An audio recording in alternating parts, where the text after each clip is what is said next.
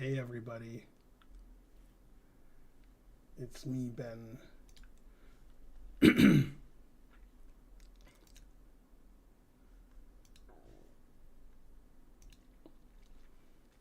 just fixing YouTube chat.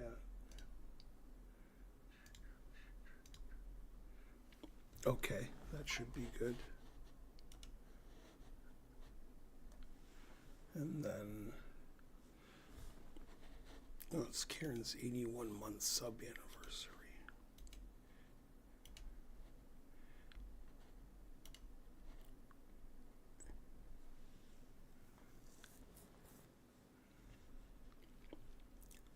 Okay, and then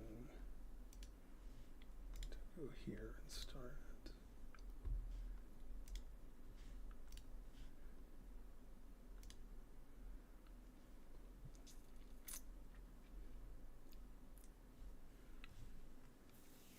Okay, that should be good. It's 6:45 p.m. Eastern. At 7 Eastern, we'll start doing the viewer game analysis because we'll be on Chess TV, I hope. Karen and I went to Cherokee, North Carolina to play poker. We both played a lot of poker. I played one session of blackjack, and I played a lot of cash games in poker, and I played in one sit and go, or not a sit and go, like a landmark event. We didn't cash anything, but the last session of poker I played, I won, so I quit like early so that I could come home with a win, because I hadn't won my poker sessions before that. Although I had, but like I was down for the trip. But we got free hotel for 4 nights, so that was good. It was a fun trip. It was cold.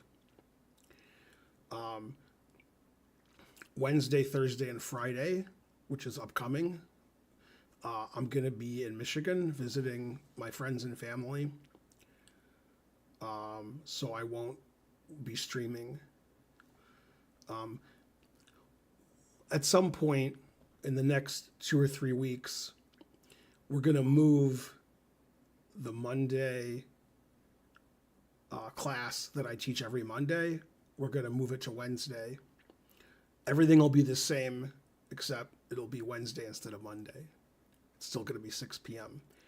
And on Mondays, Karen's going to start streaming. So Karen's going to stream 4 days a week. I think Monday, Wednesday, or Thursday, and then Friday and Sunday. And then I'm going to stream Monday instead of Wednesday when I usually stream. However, I am going to stream Wednesday. So Mondays, Karen's going to stream, and then I'll stream after her if there's time. If she streams till like 9, 10 o'clock at the evening, then I won't. But if she finishes between like 5 p.m. and 8 p.m., I'll stream after her. I think, unless I'm wrong about that. Then Wednesday, my class is going to be 6 to 6:45, and then I'm going to stream after that from like 7:30 to 9 or something. So I'll be streaming 5 or 6 days a week, and we're going to try to make the streams longer. We're going to try to have a minimum of the streams be 2.5 hours, and some longer. So there should be more of everything. And I'm going to make more Chessable videos, or Chessable courses, videos. So in February, I'm doing a course with Richard Palliser. And when I say in February, it's going to come out in February. He's doing the pros, and I'm doing the videos. And the pros has been done, and Chessable is putting it in their Chessable format and editing it, and they have a long process that takes about a month. Then they're going to give it to me, and I'm going to make videos, which will take 2 or 3 weeks. Then it'll take them 3 or 4 weeks to put it all together and package it and get ready for sale. So sometime in the middle of February, the course. It's going to be on a variation in the Sicilian, which has recently become popular at the top level, played by Diak, the Romanian GM, and Nakamura. Then in May, I'm going to have a course come out that's just mine on my rules, like never play f3 and always play bishop f1. And it's going to be a long course. It's going to have like over 100 positions, and it's going to have exercises, and it's going to have videos, and it's going to be a lot. It'll be like probably my biggest course as far as number of positions and variations is concerned. And it'll be about 12 chapters. Each chapter will be one of my rules. Or it could be 2 rules in one chapter if it's like always play bishop f1, always play bishop f8, but we haven't figured that out yet. And that'll come out in May. So February, I have a Chessable course coming out with Richard Palliser on the Sicilian variation for black. And then I have a course of my own coming out in May, which is in the works. Then I won't be streaming Wednesday, Thursday, or Friday because I'll be in Michigan visiting my family. Probably the match will be over, but it's possible they're going to play Wednesday morning. And then I won't be able to do a recap because I'll be on an airplane. And let's see. So today was round 11. So Monday's round 12. Tuesday's a rest day. So yeah, Wednesday will be game 13. And game 13 is going to happen unless Gukesh wins the next 2 games. Which seems unlikely. So if Gukesh wins wait a minute, 12, right. No, game 13 has to happen. If Gukesh wins game 12, there's still a game 13. So the match will probably go 14 games, but if Gukesh gets 1.5 out of the next 2, then he wins after 13 games. He'll be +2. They're not going to play a game if the match is already decided. That's never done. And like that. We don't have a lot of games today for viewer game analysis. So I guess I'll play you guys like a sub Saturday. I'll play subs. Because we didn't have a sub Saturday yesterday because we were playing poker. So we're going to do sub Saturday after we do sub Sunday because we're time travelers here. Okay. Let me read the chat because I didn't read any of it. Thanks, Karen Chess, for subscribing at level 3 for 81 months. What do you think about the player Denis Lazovic? Will you make a video about him? The only videos that I make that are great players of the past or openings or things that you see on the YouTube channel are sponsored lectures. So if somebody talks to Karen and gives her money, the fee that we charge for sponsored lecture, and says, I want on a Denis Lazovic, then yes. If nobody does that, then no. So basically, if your question is, will you do a lecture about anything? The answer is, if somebody sponsors it. Then the answer is yes. Do what Hikaru does and recap before the game. I've been told by several people, and I'm not boasting because I don't know. I'm just passing on the information that my recaps of the game are the best. That one guy said he watched 5 recaps of the game and mine's way better than everybody else's. I've never seen anybody else's recap of the games, so I don't know. I think my recaps are good if you're like under 1,800, and I think if you're over 2,300, probably my recaps are the worst of the people that do them. I think one of the problems in the chess world is that chess lectures and information is typically too complicated for the average person. And if you have somebody like Hikaru or Kramnik or even Leko, Svidler, a lot of the analysis they do and discussion of the position is for masters because they're grandmasters and they want to tell you what's going on. And the people playing are world champions. So if they're like H3 attacks the bishop, then you guys, I mean, they don't, you know, that's not their analysis. Their analysis is H3 was played 3 years ago in the game, you know, Rufus versus Doofus, and Doofus played bishop f5, and Gukesh played bishop takes f3, which is a novelty, and the engine says this, and here's the different reasons. And some of that analysis is over the head of a lot of people, and a lot of my analysis is not over the head of anybody, because I want people who are watching, who are typically just regular people and class players, to understand what happened in the game without making it too complex. I figure if you're rated 2400, you're not watching my recap of the game. That's what I figure. You're either watching the live analysis, or you're watching Hikaru, or you're watching the chess bras, or you're watching... I mean, Gotham Chess is probably pretty simplistic also. Also, Gotham Chess said something silly, which I read on the internet. I didn't see him say it, so people could be lying.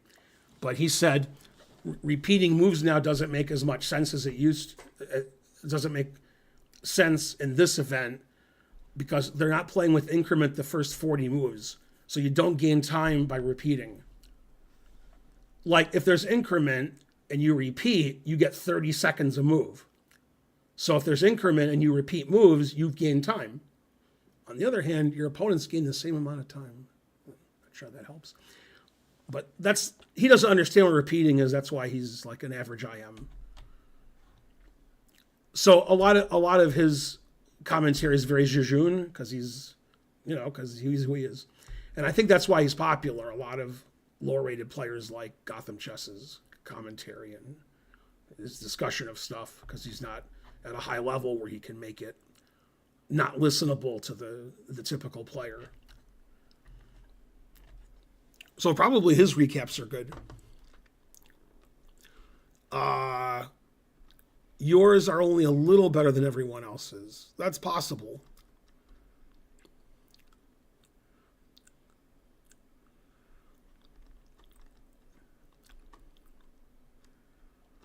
Mr. Connick, subscribe with Prime. Thank you.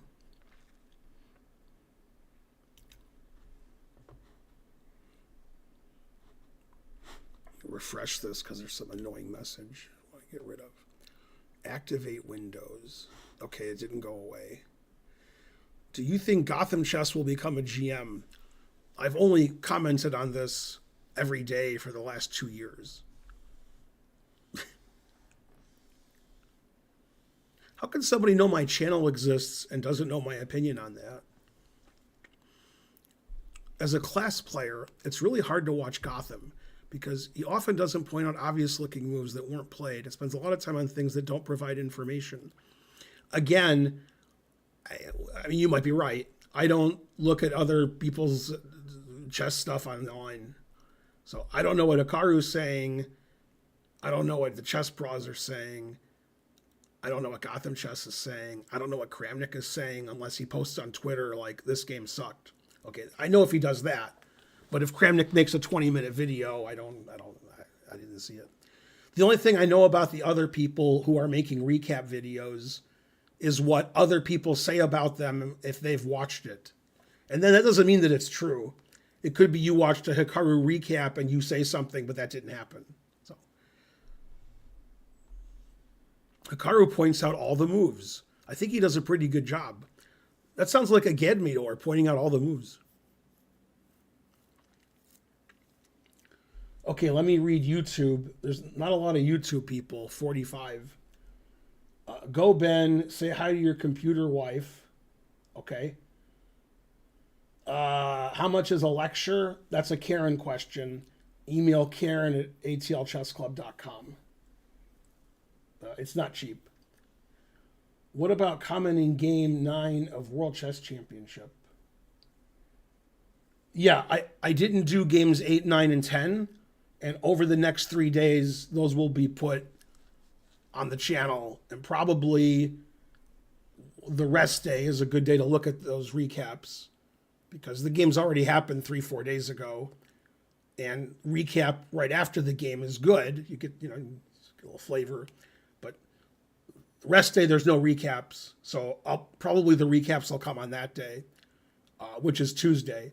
So Tuesday, definitely by like 1 p.m., games 8, 9, and 10 will be on the YouTube channel. And it could be on Monday, one or two of those games will be put up also. So Monday and Tuesday, you'll be able to look at the recaps of the games that I missed. But I won't be able to do a recap of games 13 and 14, but I will do them when I get home. So that'll be this weekend, Saturday and Sunday. I'll have the recaps of the last two games.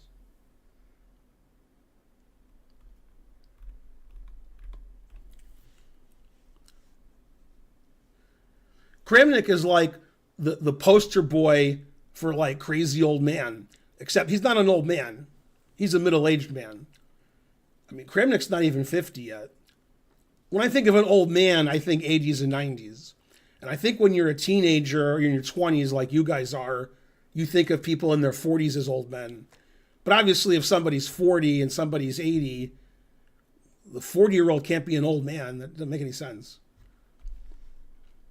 I mean, if you're in your 80s and somebody says you're an old man, you can't really argue. You can't say, what about that guy who's 100? Because then you're like, oh, wait a minute, nobody's 100. So then you can't, Yeah. Did I miss the Cherokee recap? Yeah, we didn't win anything.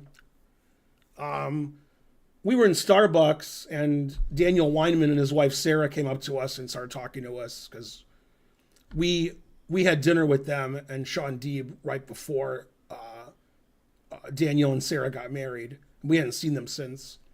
And they went to Africa for 2 weeks for their honeymoon and they enjoyed it a lot. Unfortunately, Daniel Weinman did not cash in the main event. And Sarah did not cash in the women's event. So basically nobody cashed and nobody we know cashed. And truth hurts. Daniel who? The guy who won the World Series last year. Daniel Weinman. What's funny is he won the World Series in Vegas and then he didn't play. Then he played at the main event at Cherokee last year. This event, but last year. And he came in second. And that was his next tournament. Was, like another like 7-figure cash, or was it 6 figures? Yeah, 6-figure cash. His cash at the World Series of Poker was 8 figures. But his cash at Cherokee last year was 6 figures. It's just funny that he came in second in a tournament with like 1,500 people. The tournament after he came in first with a tournament with 12,000 people. You wouldn't think your very next tournament with 1,500 people, you come in second. So I guess he's good. Second's the worst he does.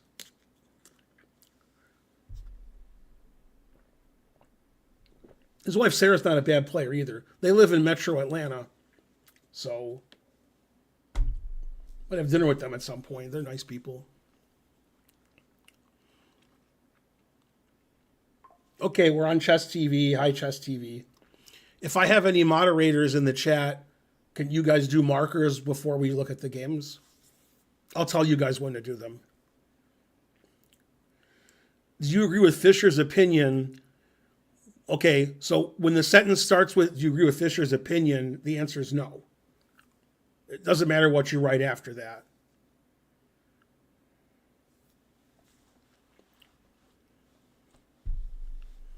Okay, we have a marker for game 1, even though I hadn't asked for one yet.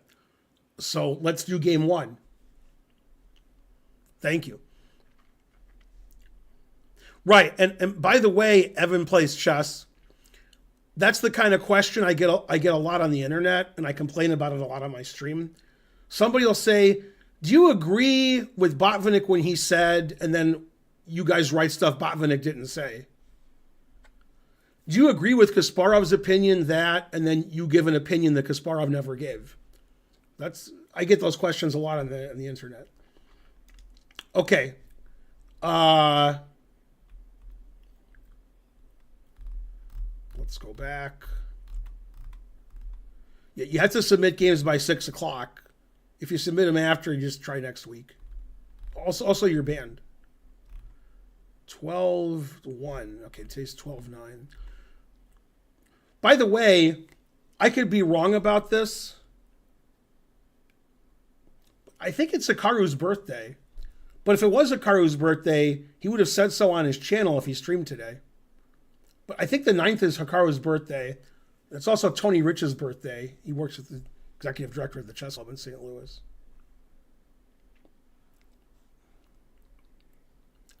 Abraham Lincoln was born in a log cabin he built with his own 2 hands.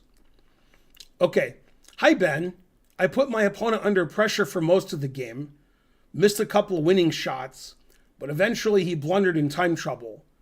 Although he could have kept it complicated if he had found 37 Queen C6 X-Clam. Okay, this is Clark, our hero.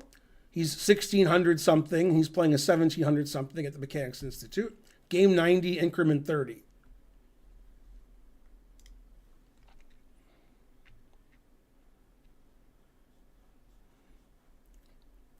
Okay, so our hero's white. It's a slow game. Open Sicilian. The course that's coming out in February that I'm doing with Richard Palliser is concentrated on E5. Our whole course is going to be starting from this position, just so you know. Okay, this is the dragon. F3 is a little unusual. Normally they play bishop E3 first because knight G4 loses by force after bishop E3. So they sort of hope that black plays knight G4. Then bishop E5 check is winning. So F3 first is not the most common way of playing, but it transposes. So doesn't matter. Evan plays chess. Subscribe. Thank you. I do like pineapple on pizza.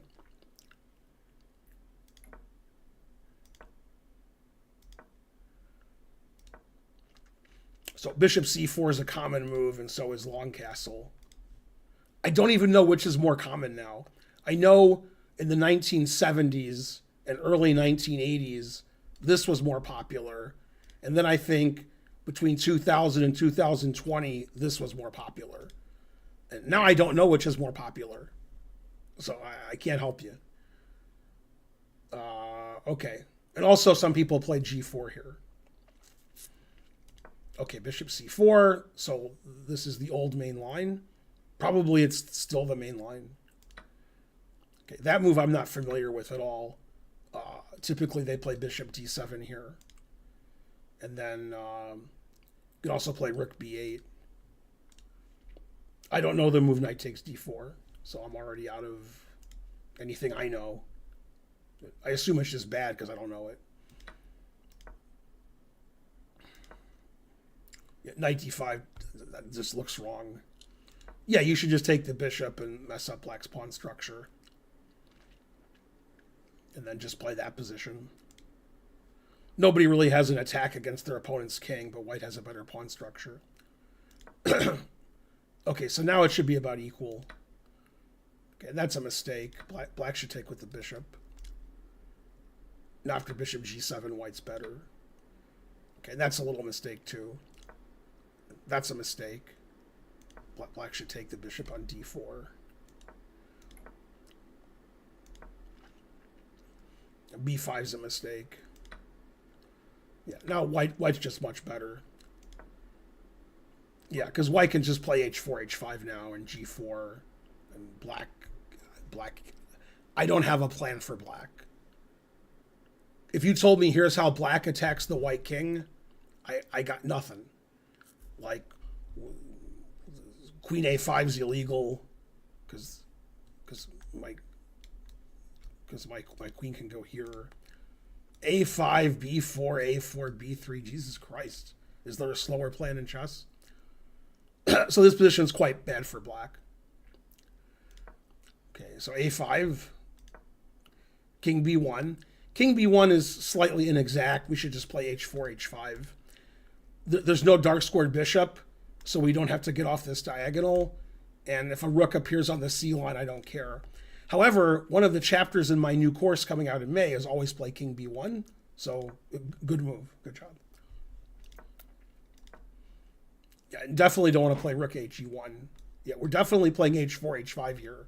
There's no dark squared bishop. So we definitely want to attack. And after h4, if black plays h5, we just play g4. So after h4, probably if two engines were playing, white would win. The engine I'm using says white's up 1.6. Basically, white has an attack and black doesn't. So now white's just better because the e-pawn's weak. Backward pawn. Should still play h4. Now white's not even better. Yeah, still h4. Ugh. Ugh. You know, this game has maybe changed my mind about my course. I think in some of the games that I show in my course, on my rules, I'm going to find favor with games where several of my rules are adhered to and or broken, as opposed to like white played bishop f1 and white won next position. Like that's one rule and it's a good move and I can show when it's a good move. But like this game, white played f3, never play f3, black never played f6, white always played king b1. So this is like a good game to show in my course. Because like f3 was okay, f6 is horrible, and king b1 is fine. But yeah, black should play h6 and kick the queen away, not f6. f6 terribly weakens the e7 pawn, and it weakens the g6 pawn. So now white can play for h5. Queen g3 is a very poor move. Queen f4 is much better. Because you want to be able to play h4, g4, and even g5. So like blocking my g pawn. Why is my queen on g3? My queen's on f4. I control a lot of the queen side. And if I play like h4, h5 take, my queen on f4 controls h6. So queen g3 is a poor move. Yay, finally h4. Yeah, and b4 just loses to h5. Yeah, now white's just winning. Black has no attack, and white's attack is about to come to fruition. Ooh. Ooh, f5. Man. Black's defense of his king, consisting of f6 and f5, hits the ear wrong. Okay, queen g5 is okay. Threatens the pawn on d8, on e7. Queen d8's forced. Takes is reasonable. Now, strangely, black should play e5 here because you can't take on passant because the queen's hanging. And this is just black sacrificing a pawn to get this beautiful center. Now, white's barely winning, but e5 is forced. But he took back. Now rook h1 just ends the game. Yeah, that's why rook e1 wasn't good, but it all worked out in the end. Yeah, he played e5 now, which is a move too late. He should have played a last move when white couldn't play queen h6 check.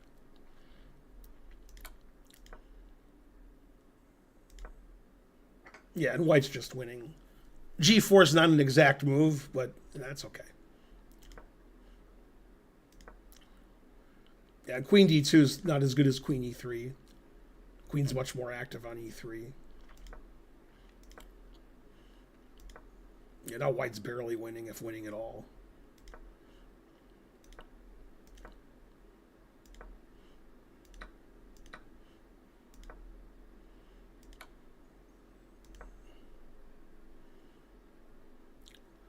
This is funny. Like, you have a weak pawn here, and you actually want to play king e7, because then if white ever plays rook h6, we have bishop e8, and after king f7, you don't have that. The other reason is, if this queen moves away to e2 and h2 and comes in, we want to play rook takes d5 and win a free pawn. But after king f7, you can't do that. So king e7 is actually better than king f7, surprisingly. Yeah, this is just winning for white, because you can never take this pawn anymore and get some compensation.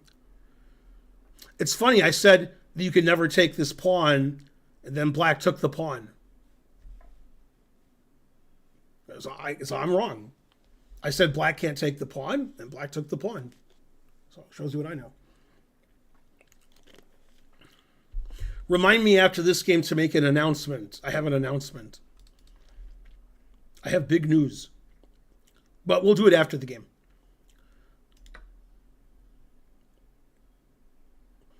Yeah, that doesn't make any sense. So now, white has two ways to win. White played the one that seems really obvious, but it's not as good as the other one.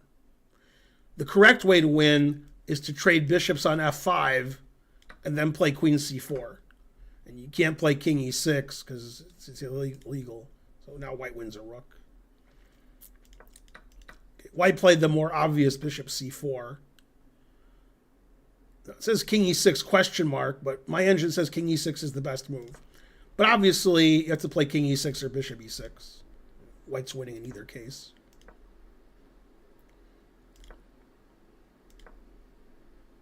Okay, so rook h1 is a blunder.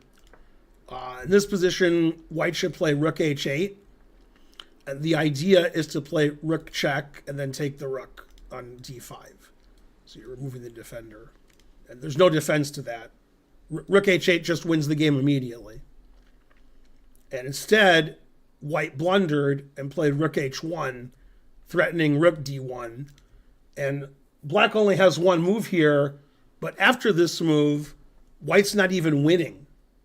And that move is queen c6, which was pointed out by Clark. Now we're threatening the bishop. And if you play bishop b3, then a4. So white's going to have to,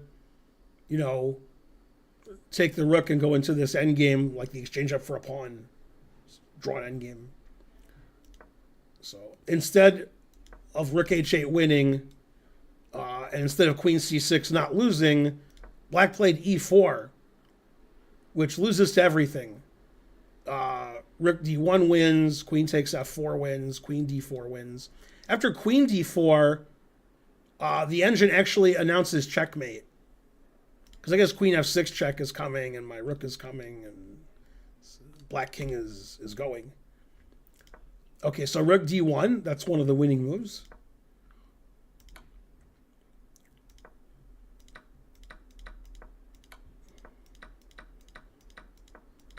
Black's playing on for no reason, and black resigned. So white was in control that game, even though it wasn't the most accurate game. For like 90% of that game, white was much better or winning after move 10. And there were points in the game where white wasn't winning, but mainly white was winning. And also black was a higher rated player. So that's impressive because he sort of just beat him. One way to beat a higher rated player is they blunder their queen. Or the way that Ding lost today, that's the way higher rated players lose sometimes to lower rated players. They make a move that's a blunder and they can't recover. The blunder's too big. And that's not what happened in this game. In this game, black just got outplayed by white. And white occasionally let black into the game, and black said, no, that's okay, you can win. So.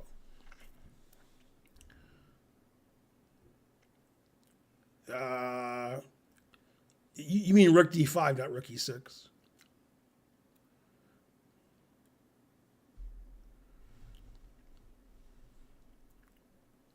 Okay, let's see what they're saying on 100 equals old. Benjamin Feingold, good evening. Play Trompowski. The answer is fries. Do you agree with Ben's opinions? To get better, you have to buy all of Gotham courses. What if queen c5, b3? Ooh, that's a good question. I think he meant queen c6, but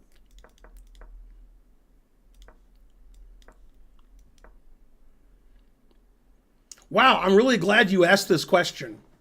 Thank you. Somebody said, what if white plays b3? That's a really good question for the people watching. And there's a lot of people watching on Twitch.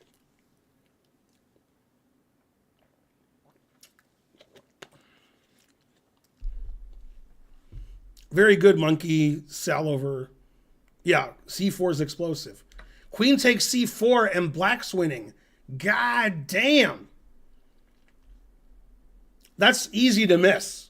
Because if black doesn't play queen takes c4, white's going to do some good stuff. Yeah, queen takes c4 wins for black.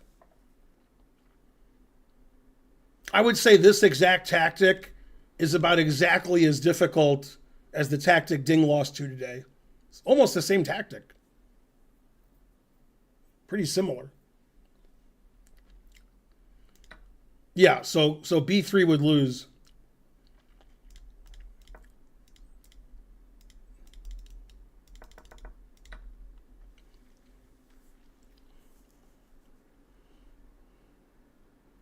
Rook e6 with bishop takes e6, d5 takes e6.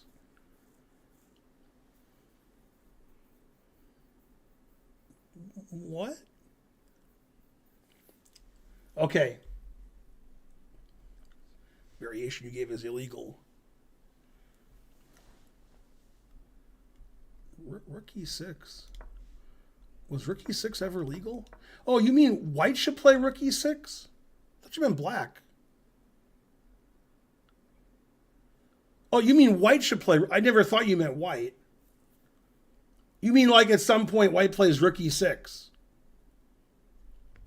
I don't really understand why you would do that. This pawn is really weak, and so rook e6 takes blocks up the e-file. Bishop's no good. Rook's great. Rook h1. Yeah, no, you're banned.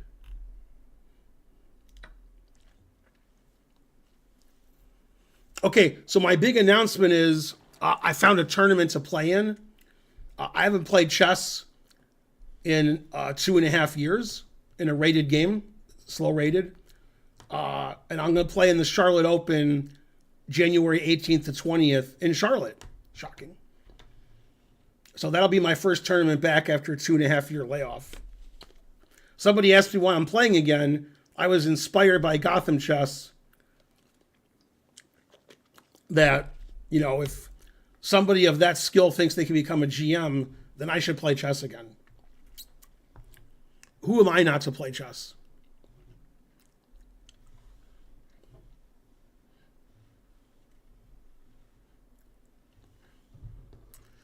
Do I know who else will be in the tournament? Well, the tournament's not for 6 weeks, so no.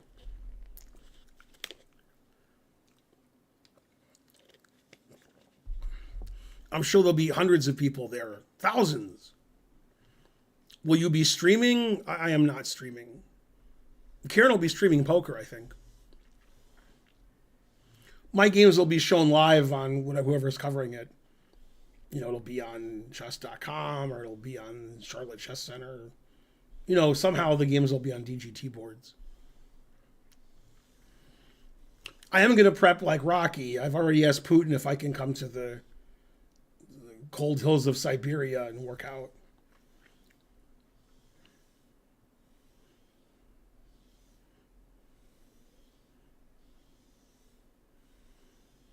It's funny that you said they evolve a lot of Fritos, because I bought Fritos yesterday. I have Fritos in the house. I haven't bought Fritos in over a year.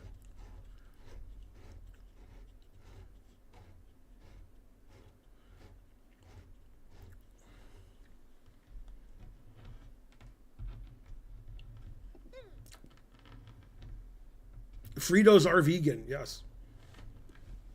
The ingredients are corn oil, and salt. Or maybe vegetable oil. There's 3 ingredients in Fritos. 90% of it is corn.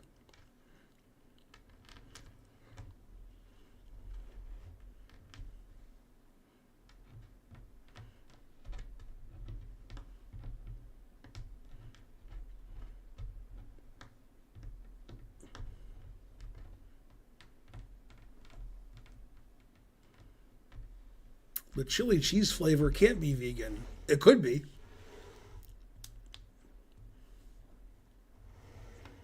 Notice how you added the word flavor, making it possible that it's vegan.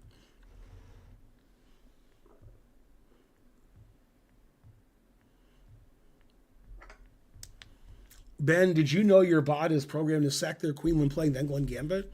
No, but I do that, so that's reasonable.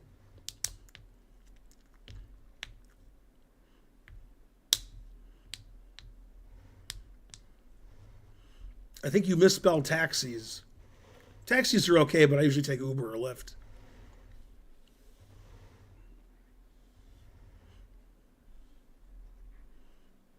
Hello.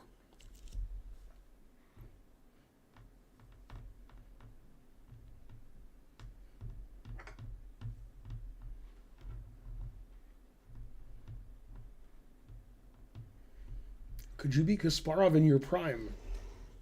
Well, then Kasparov would be in his prime, so no.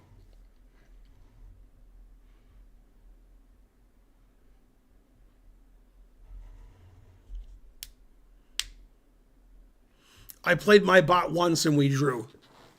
It got rook and bishop versus rook against me, but I held it.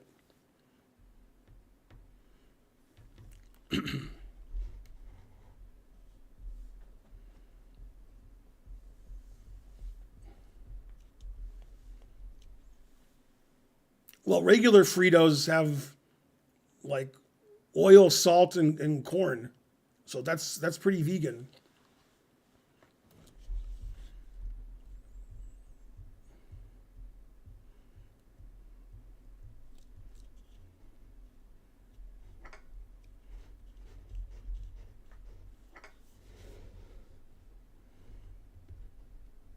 It could be the machines they use to make Fritos are used in make other food that's not vegan, so they don't classify it as vegan.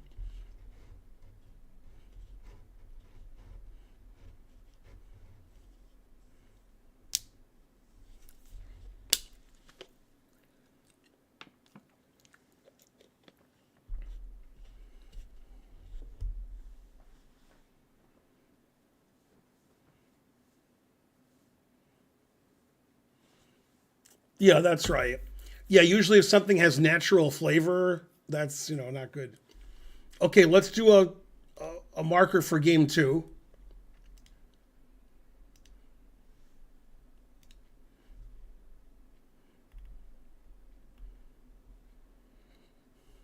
Hi Ben, want to share one of my good games as black. Okay, this was played on chess.com. It's a 10-minute game. White is 1780 and black is 1790.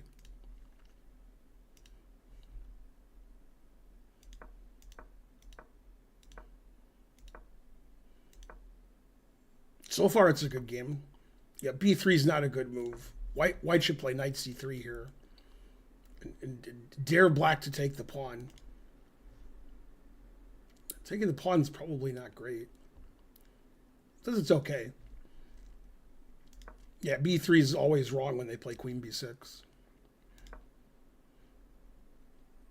Yeah, and g6, d5 isn't right. Black should play g6, bishop g7. Punish white for weakening the dark diagonal. All right, so black is equalized pretty easily. This looks like Ding Gukesh.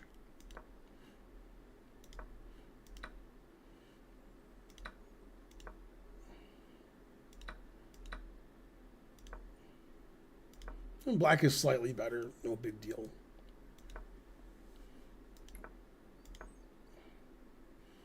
And bishop b5 doesn't make any sense, and a3 doesn't make any sense.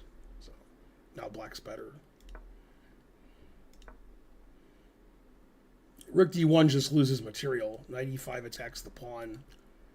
And then rook takes c2 wins the pawn. So it's a double attack. Attacks the queen and the pawn on c2.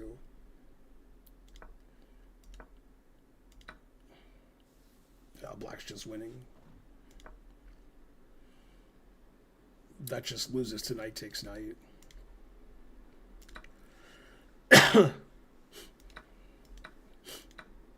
Yeah, white played very poorly this game. Black's up 2 pawns for nothing.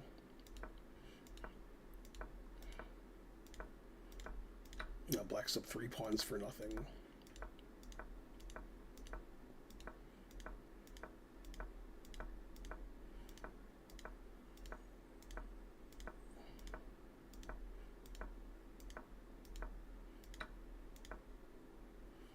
F5 is a strange move. But okay, this doesn't matter.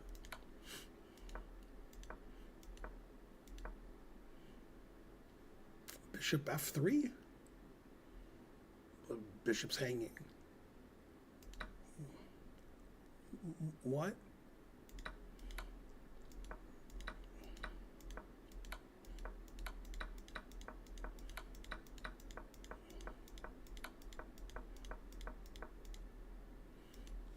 Black played quite well that game. White made lots and lots of mistakes. Made strategical mistakes, positional mistakes, tactical mistakes. The tactical mistakes cost him all his pieces. But yeah, black played just like normal chess, good chess. And white, it's hard to believe the players have the same rating.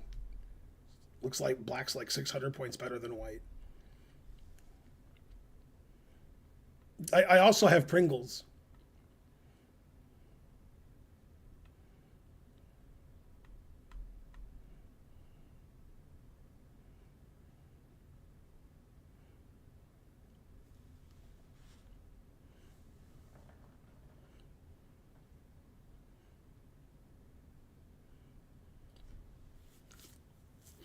That was a good game to submit because you get to see one guy play pretty good, the other guy play terrible. And it's just a crush.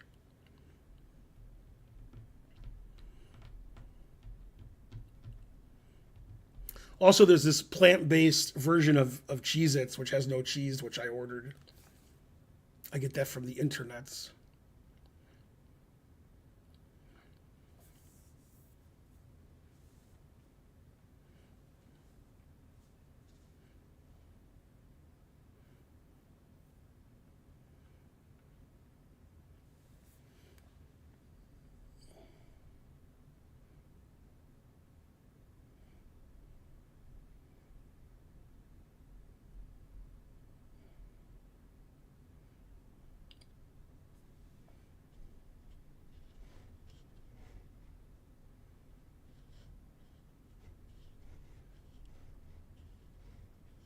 Which chat do you like more? Well, there's a lot more chat in the Twitch chat because they have 1,500 people and this one only has 58. They're similar chats, just there's a lot more chat in the Twitch chat.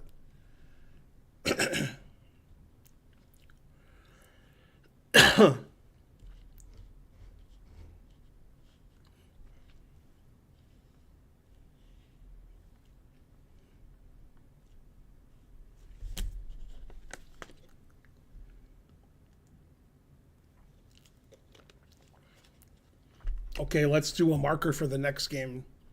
Thanks, Lusty Vibes, for subscribing.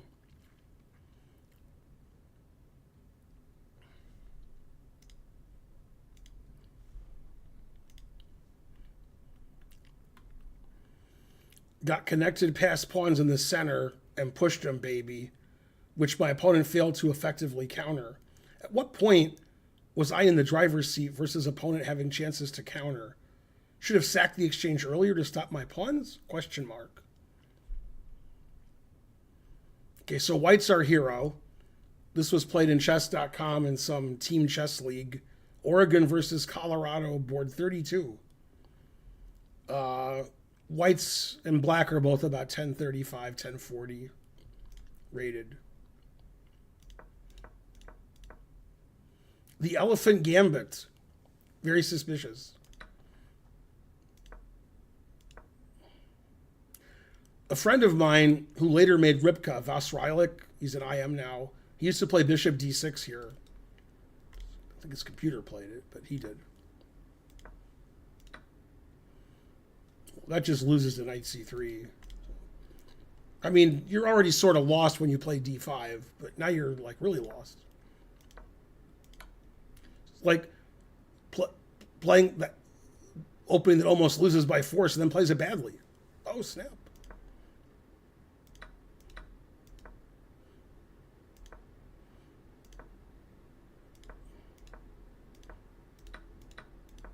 White's just a pawn up. Black shouldn't play bishop d6 here. That gives him an isolated d pawn for no reason.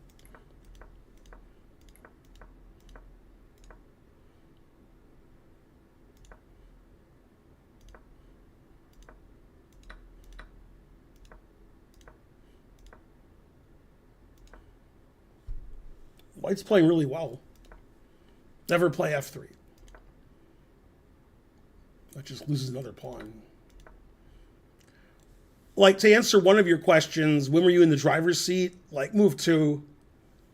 And then by move 4, you were completely winning. Now it's, no. Now it's of no interest. You're 2 winning.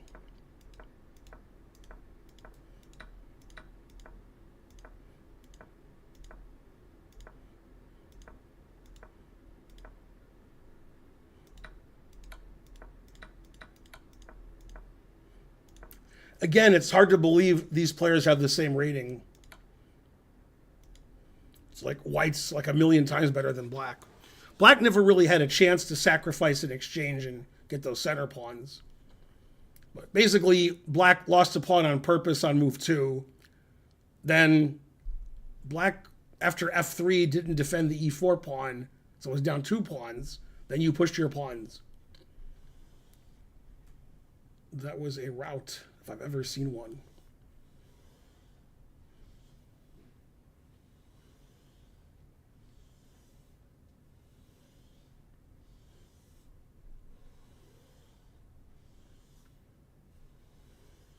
The last 2 games were very similar. One side played pretty well, the other side did not. And then the side that played well took everything and was up incredible amounts of material. That's correct. Black sacrificed pawns for White's activity.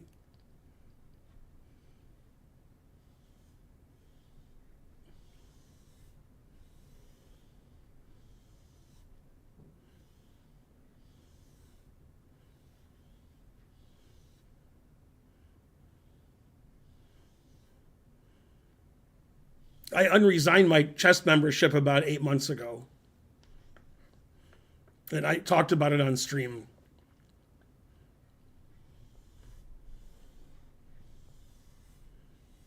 I've been a member in good standing for a long time.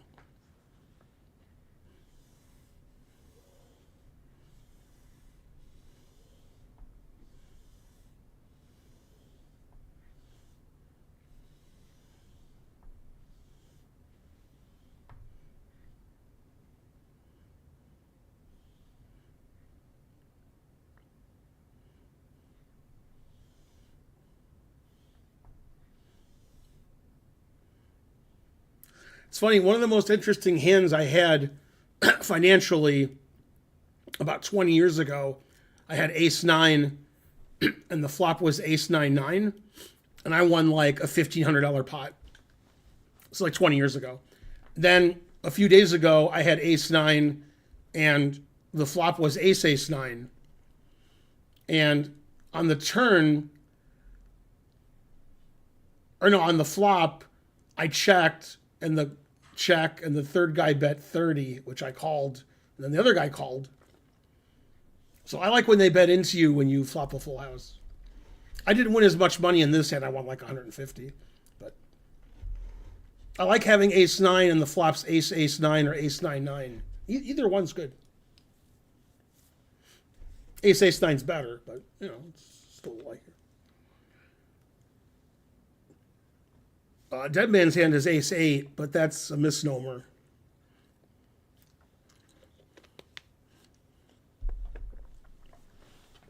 That is correct.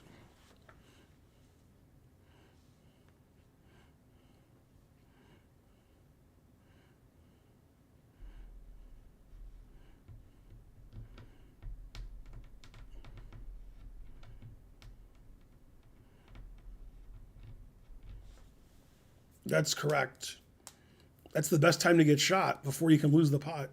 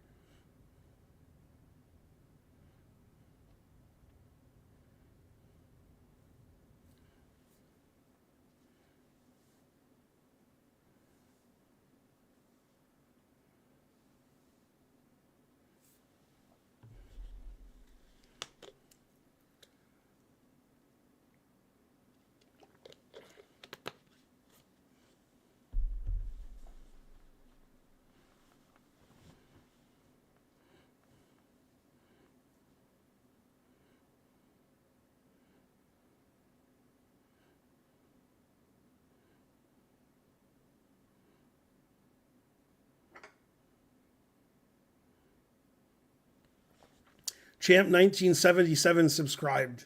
Hooray! Thanks for the sub. Don't forget, it's Sub Sunday, so everybody's required to sub.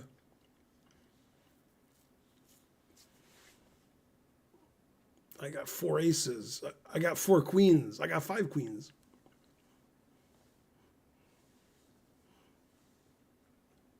Yeah, Deadwood was a great series. Too bad they ended it so quickly.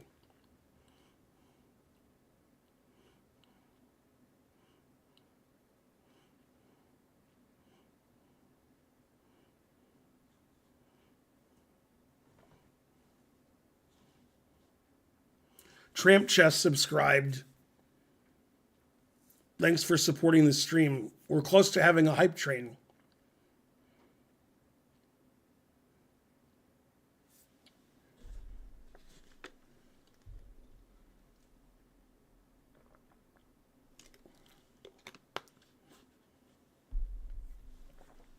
Kramnik's always complaining World Championship games aren't at a high enough level. He should see some of these games.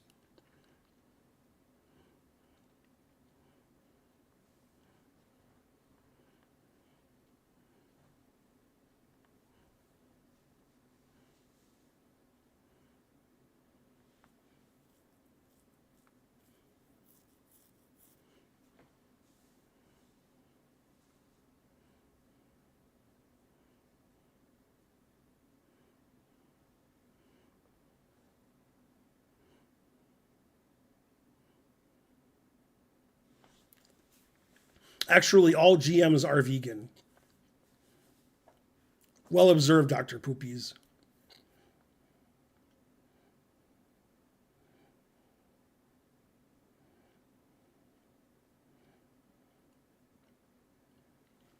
Okay, let's do a marker for the next game.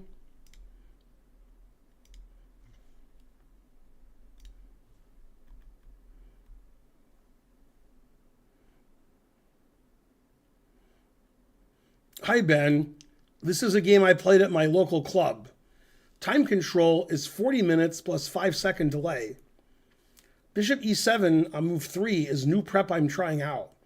I didn't know queen c2 on move 8, but I thought I would have compensation after sacrificing the h-pawn. After trading light square bishops, I wasn't sure whether to try to attack white's king or try to win on the queen's side. Do you have any practical advice after the sacrifice? Ultimately, I made many blunders and time trouble to lose the game. Thanks for these streams. That's from Mr. Connick against opponent. White is 1835 and black is 1700. Our hero's black.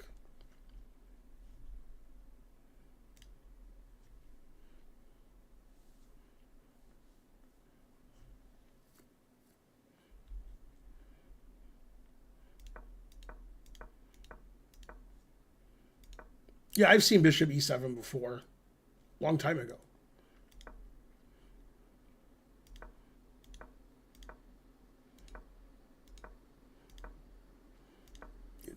No, we transpose back into like normal stuff. Queen c2? That doesn't make any sense. The queen should be on d1. On c2, it could get on the open c file and get attacked by a rook.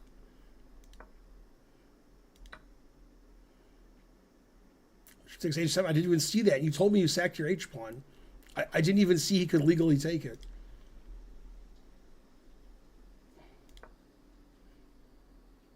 I mean, it's not a bad move.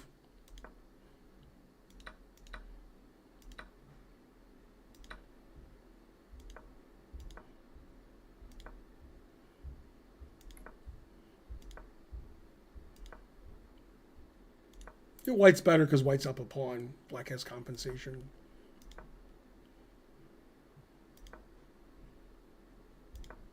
Go g5, g4. Whoa, knight takes e5. That's an interesting sacrifice, except that white could just play queen takes c2 here and win. If he takes this, then it's interesting, which is what happened. Yeah, now black's actually better. Black's threatening mate. Black's threatening the knight. Oh, give me the knight. Uh-huh. Tonight.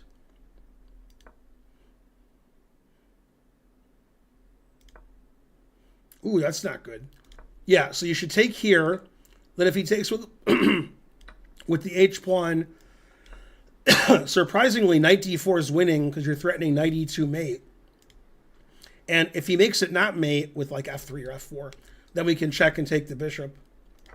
So f takes is forced, and then black is better in this position, it says. Although that's not easy to notice. It seems like either side could be better here, but the engine prefers black. Yeah, now you're losing again to knight takes c2. Well, okay, now you're doing good because knight d4 and you have some attack.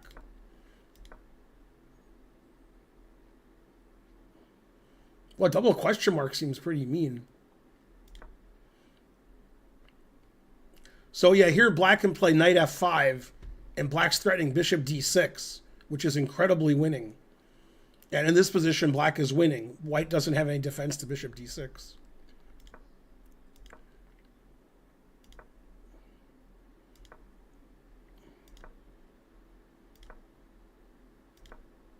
Yeah, now white's just up a piece. Black doesn't have enough compensation. Well, that just loses the queen. Yeah, you can't put your queen there. You said you rated 1700. You played queen h6, letting him play knight takes d5 check? That's better be some time trouble there, because that's putting your queen on that diagonal is that's. I don't know what Kramnik would say.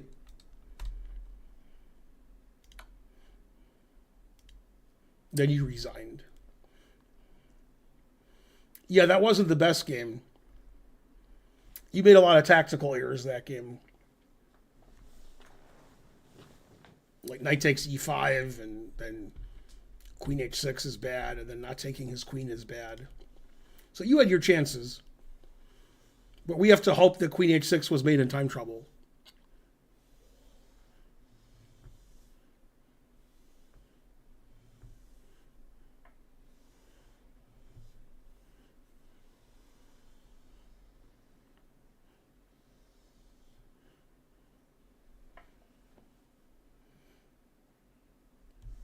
Thanks, Jackie Bogues.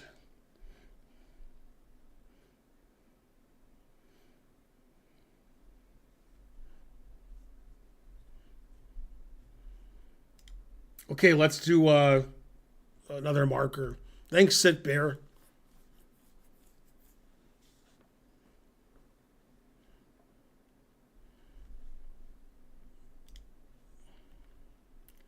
A very suspicious game I won in the time scramble. Undefeated game 13, 11 and 12 weren't worth looking at. This was played in June. White's rated 1396 and black's rated 1700.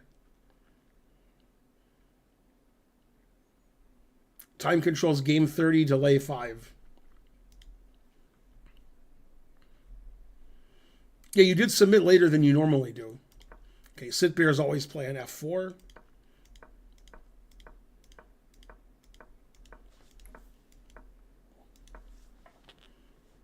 Okay, all reasonable. Knight g5 is a little hyper aggressive.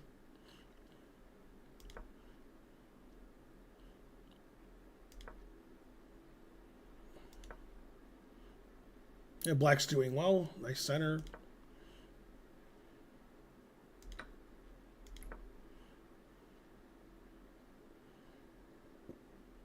It's funny, white's moves are like develop pieces and castle, and it says white's completely lost. Knight on a3 is not very good.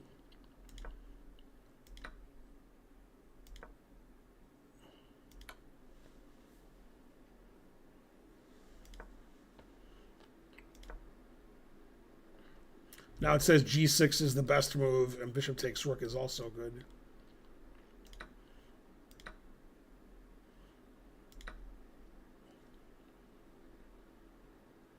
Isn't that pawn defended by a queen? Yeah, just g6 is good. King g7, bishop's trapped, and black's up material. White's pieces aren't really good for attacking. Yeah, just G6 is winning.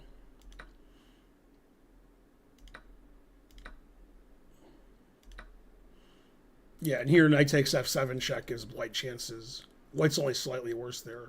White's a pawn up, and white's position's sort of weird. Yeah, now white's just losing.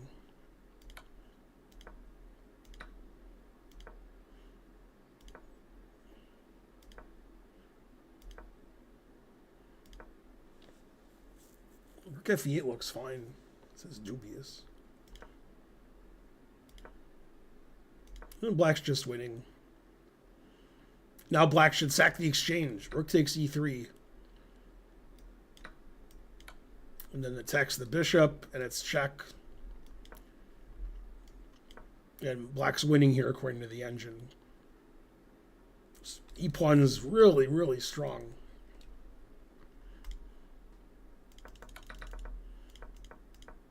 Instead, black played rook E5, which is also sort of winning. Black is still winning.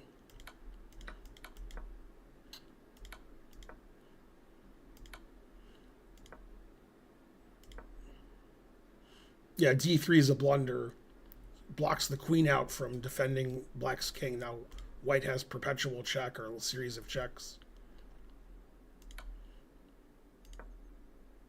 Well, king H8 just gets checkmated. So king G7 and king H6 are both draw. Yeah, now white has unstoppable queen H6 checkmate.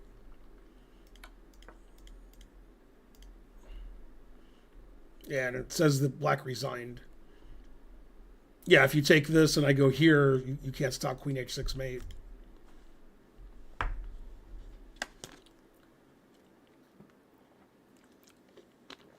That was an interesting game. It was played on Judgment Day. Yeah, so D3 gives up the win and king H8 gives up the draw. So 2 blunders in a row. But it was game 30, so I don't really blame him.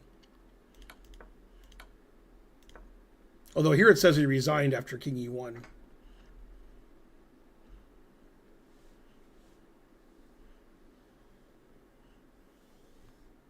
He was too old to consider rook takes E3. Always sack the exchange.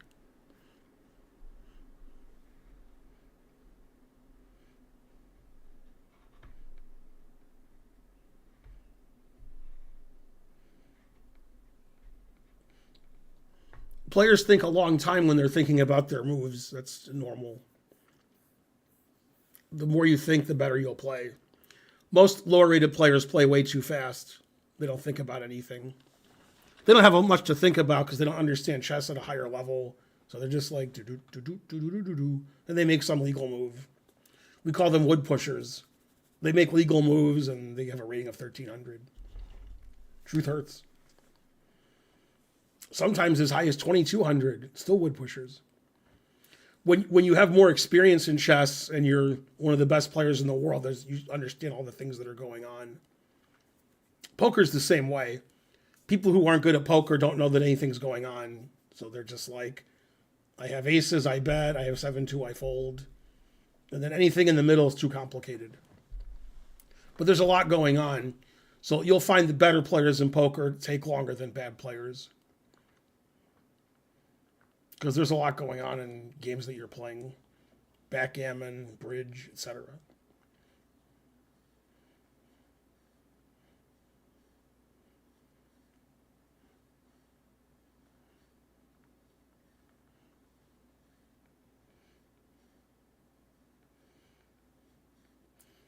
You're 1,000, that means you either, are breathing on your own or have something helping you. Man, the truth hurts. I mean, being 1,000 means that you usually play legal moves, but not always. And that most of your moves are blunders.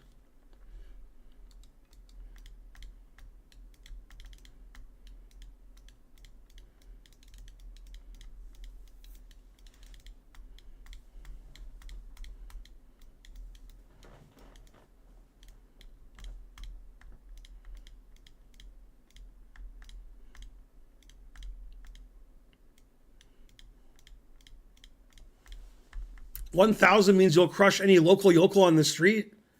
Uh, uh, no. 1,000 means you're a favorite against somebody who doesn't know how to play. But crushing them, I don't know. You can't crush anybody if you're 1,000.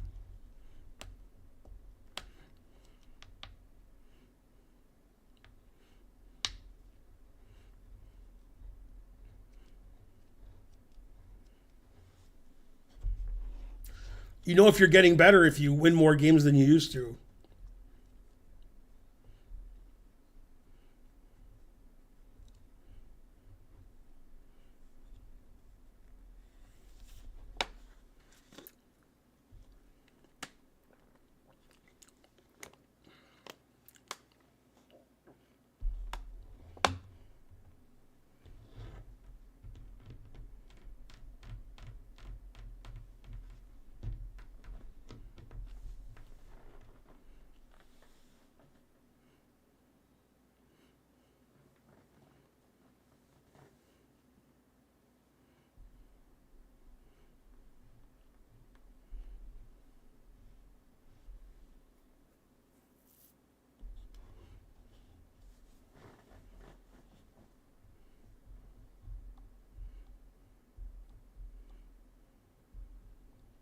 One time, this woman I knew, she said, I'm playing a 700. That's not fair. And I was like, why isn't that fair? And she said, that's way too good. I want to play somebody lower rated. Then she lost, and she said she would have drawn if she knew bishops could move backwards. Anyway, her son is 2,300. So, truth hurts.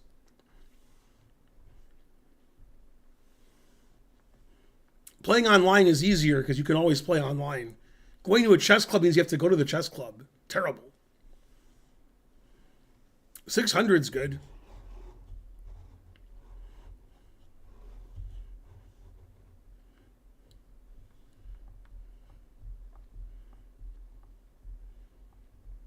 I never saw anybody else complain that they were paired with a 700 and that 700 is way too good. Like, I want to play somebody 300 or 400 was her point. I think that was her rating. Her rating was like 300 or 400. Yeah, when I was a kid, we didn't have those ratings. Like, when I was 6, I was 901, and I didn't see anything. Like, every move I made was the worst legal move. If they were legal.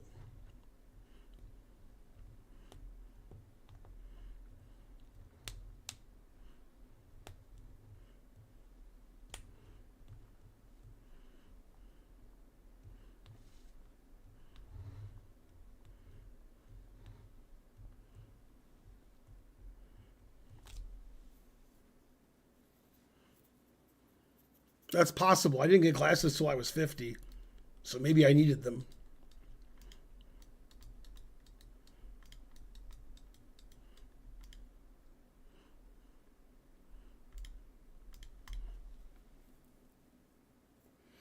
How to get past 1100? Play better.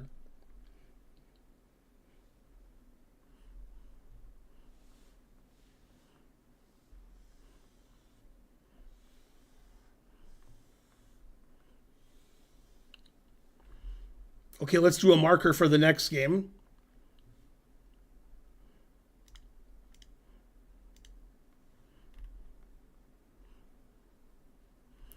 I'm white in this game. This is from Tinu.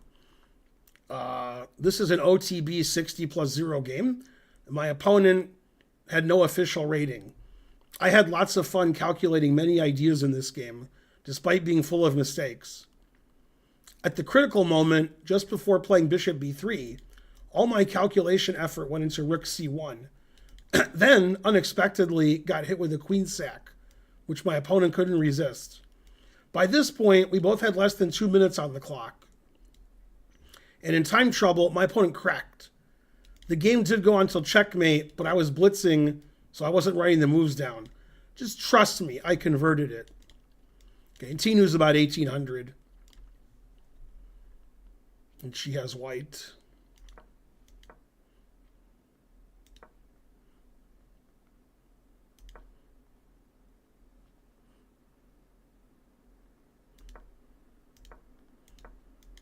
It's the Queen's Gambit, like that miniseries.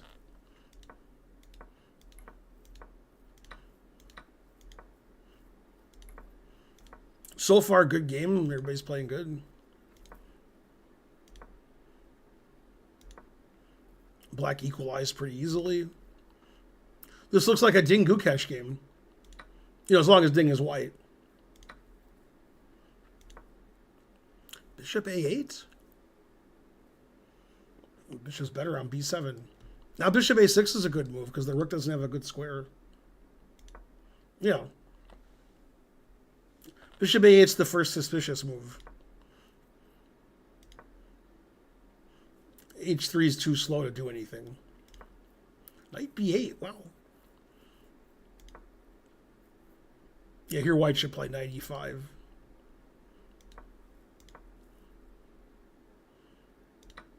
Yeah, here white should play queen E4, threatening mate.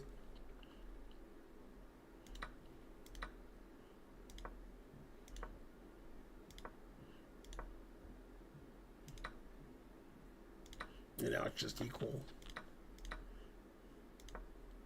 Threatening mate. No. Now black is slightly better. Now it's equal again. Now black's slightly better again.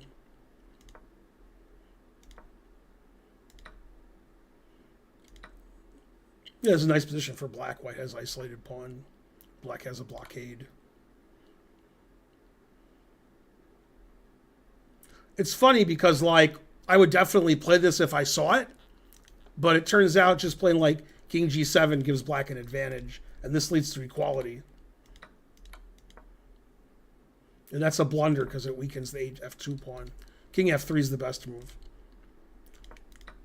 Yeah, that's the idea, is you have rook E6, but the king would be better on F3 defending the F pawn here. Now King F8 is the best move. This is also better for black. Black should actually take the F2 pawn, so black has a majority on the king side.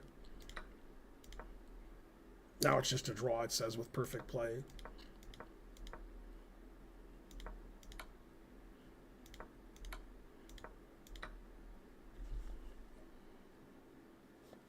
I mean, that's the worst move of the game. Yeah, just knight D1's a draw. Anything's a draw. Now, of course, white wins. White's up a piece. Well, she said they were in time trouble, so. So, queen takes G2 was a really interesting move. Then, black played knight takes A2, losing a piece. So, I thought the game was very interesting. However, I imagine if I showed it to Kramnik, he would not be happy. Kramnik wouldn't like that game. He especially wouldn't like knight takes A2. He'd be right about. Yeah, lining your king and knight up on a white diagonal when your opponent has a white squared bishop. That's risky business.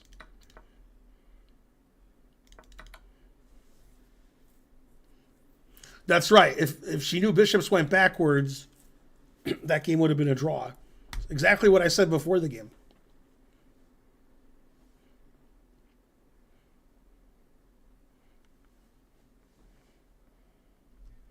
Do you think Gotham Chess will be a GM in the near future? No.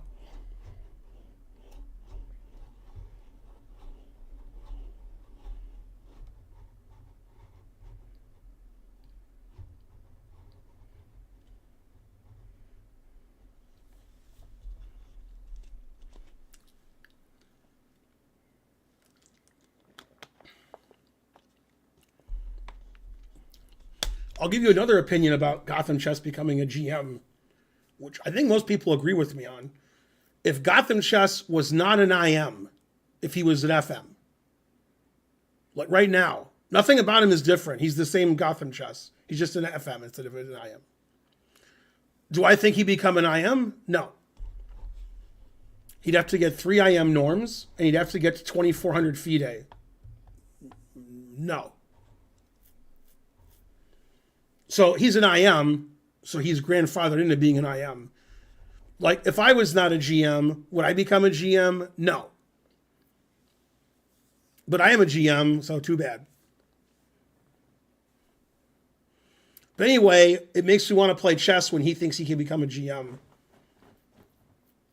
I think more highly of myself if people think like that. So I'm going to play chess and see if I can not lose rating points. And see if I enjoy it or I hate it. Maybe I'll hate it and I won't play anymore.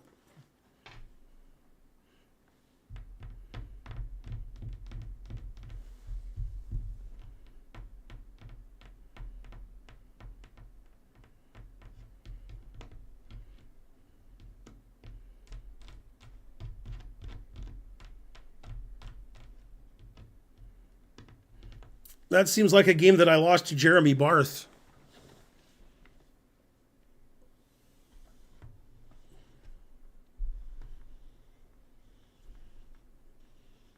Was it against Jeremy Barth, the game that I lost in 82?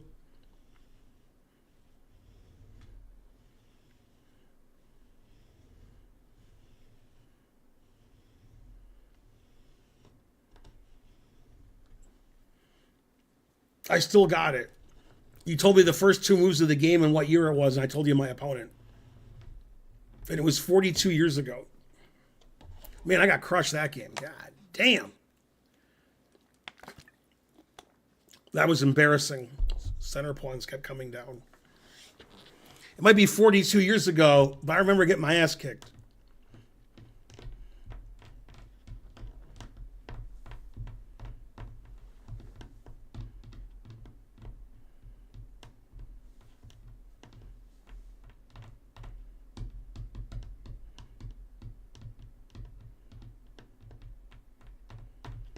I don't remember a lot of games from 42 years ago, but I do remember losing that one.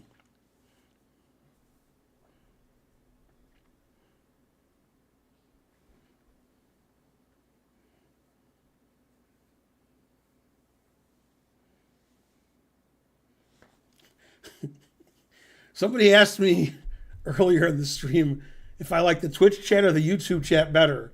Well, now I've made my decision. The YouTube chat, which is basically one guy chatting, so he has some issue, I guess. He said, does anyone know if Ben has some kind of illness or something which causes him to have more weight? Because he is a great guy, and someone like him is normally thin. So I guess I like the Twitch chat more.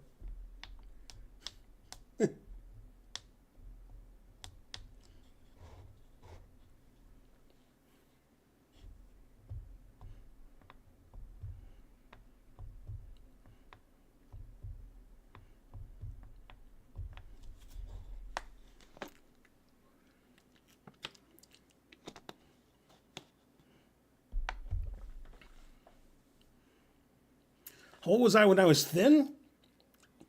I was thin when I was 9. When I was 9, I weighed 60 pounds, so I was very thin. Probably I was overweight when I was 15. So somewhere between 9 and 15, I got overweight. 14, I don't think I was overweight, but maybe I was. But 15, I definitely was. 15, 16. So probably between 12 and 14 is when I got overweight.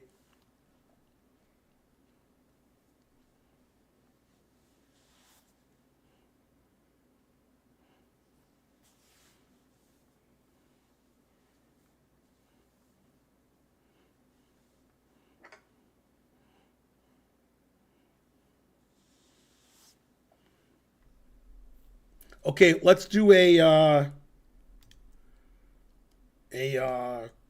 marker for the last game.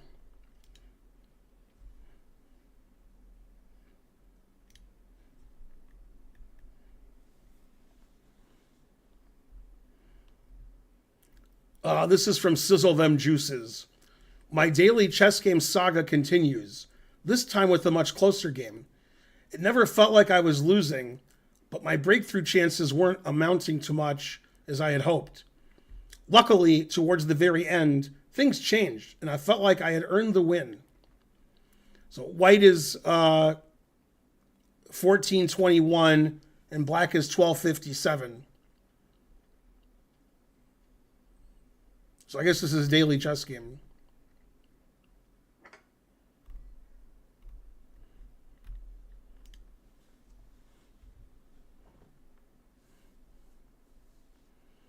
No, this is the 9th game.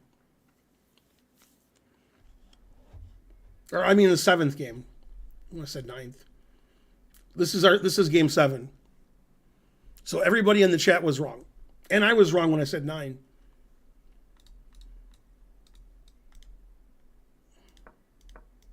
White's our hero.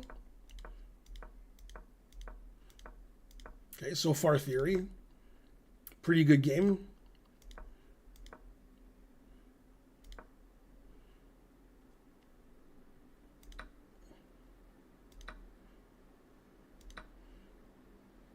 Still a good game. White wins a pawn, but white's king is no good, has a bad pawn structure. So it's very slightly better for white. This looks like it could be a Ding Gukesh game.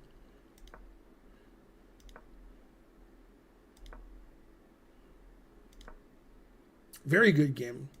Nobody's blundering. It's always around equal. Ooh, that's a very poor move. As soon as I was praising the players, black having the 2 bishops, white has the Vatals, then black gave away his 2 bishops. And now white's just a pawn up.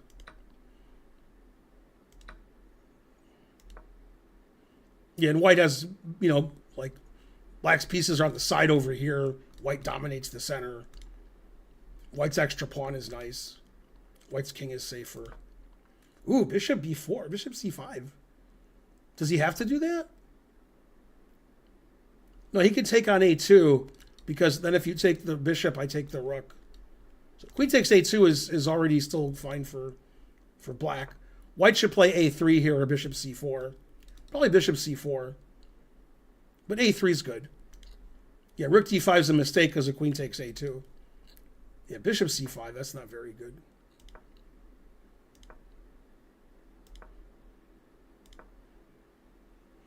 Thanks to Kilajum for subscribing. I'll just call you Killjam.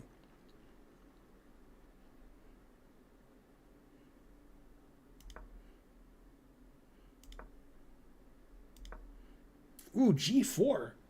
Ooh. I just ate. I mean, I didn't just eat, but if I did, I'd be bad at g4.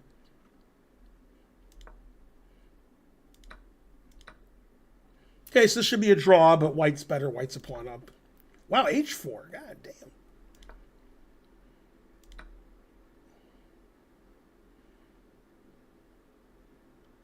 Wow, if you ask me what's the best move, queen takes, pawn takes, or pawn takes, I wouldn't have got the answer right. I would have guessed the second best move. The best move is FG, but I would have said HG. But FG is actually better because it really improves the rook. Yeah, that's what I would have played. Yeah, this is just a drawn endgame. White's symbolically better. Yeah, but the engine says like equal.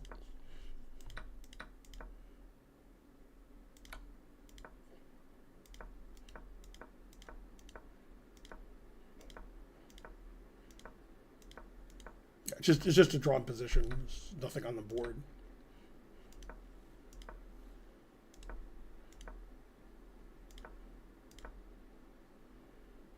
Now white's getting a little something because white's going to come down here. So white's better now.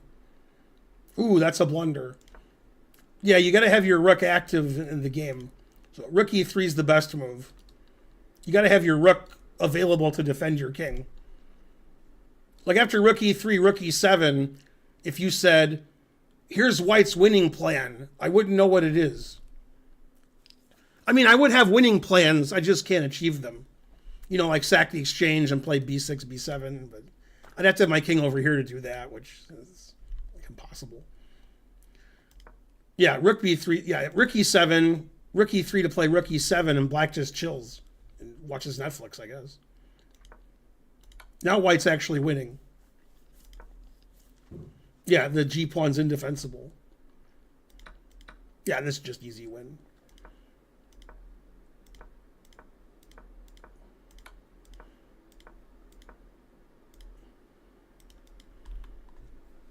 The game ended here for some reason, but like nothing's happened. But it's winning. Like white's threatening king f6, so black has to play bishop c1 to check the king away. It's winning and it's resignable, but it's not more resignable than it was 4 moves ago. So there's no reason to resign here. But white is winning.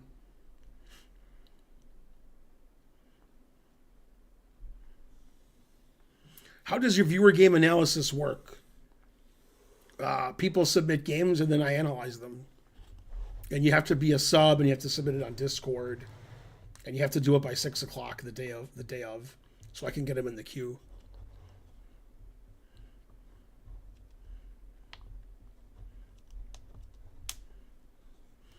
Yeah, black needed to not put the rook on the b file and take the b pawn and lose the g pawn. Black needed to defend with the rook. Anyway, white deserved to win that game. White was always better. White was better from the get-go, and black was trying to equalize. And black never quite equalized. Black was always a little bit worse. That looked like a Ding Gukesh game where, Gukesh won. Okay, so I'll play subs now. So type !challenge and challenge me to 3-minute unrated. Make sure you're a sub, etc.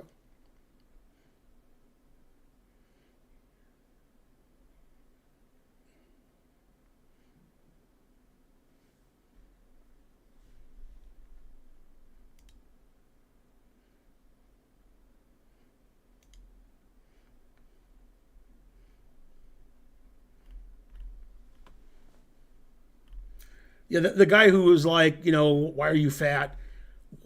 He's spamming the chat. The chat is just like 95% his chats. So I just got rid of him. You can't chat every 5 seconds and just say nonsense. Obviously, there's some issue there, but we can't have people spamming the chat.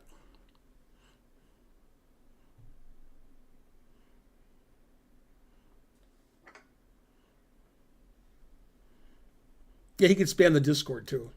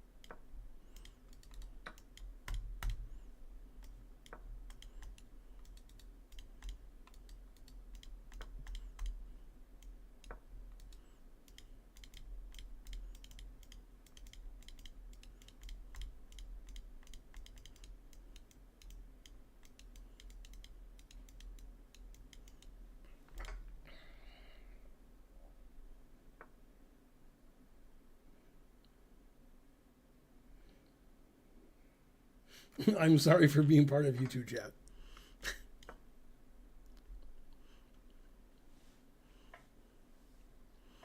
Go Twitch chat.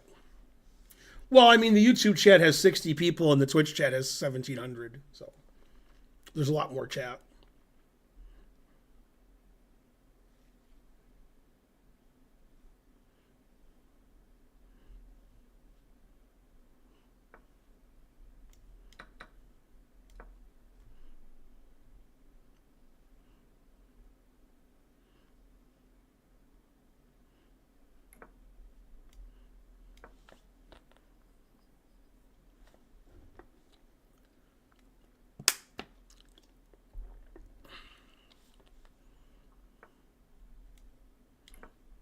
Give me life advice. Don't take life too seriously. You'll never get out of it alive.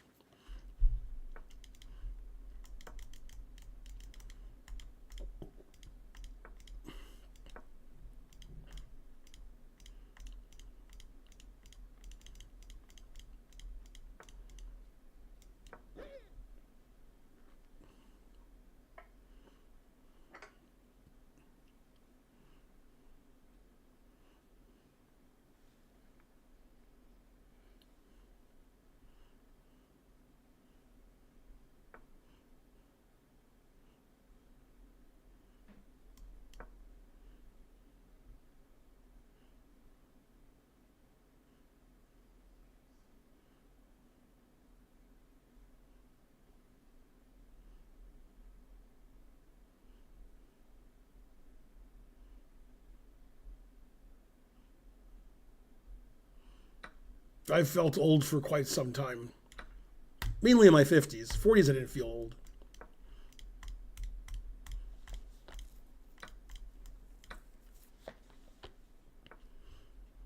But, pretty gray.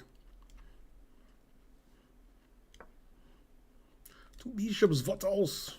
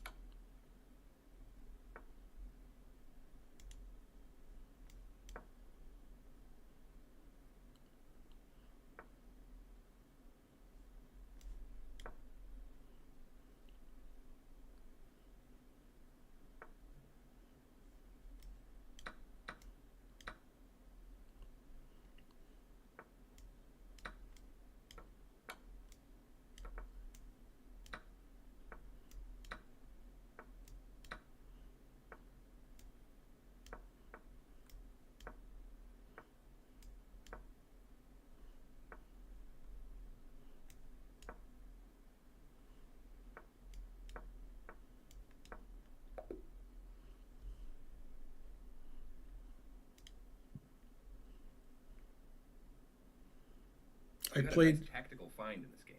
Let's review. It says we both played 2200. It's pretty good for 1100. He played 78 and I played 87.6.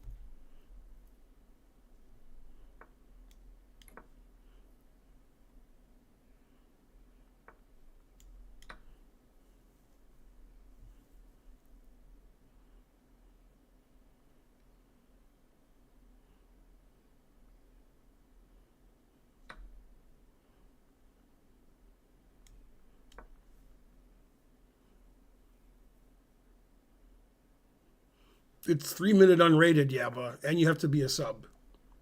So you did everything wrong, basically.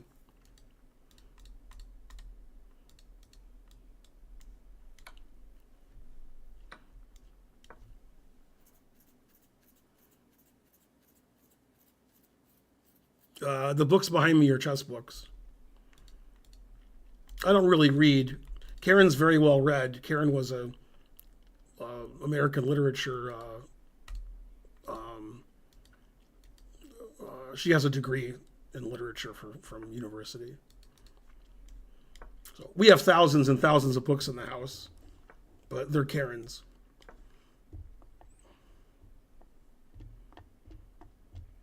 We have lots of bookshelves where they're books. My dad was an avid reader We had books all over the house at my dad's house, just books everywhere. My mom got mad.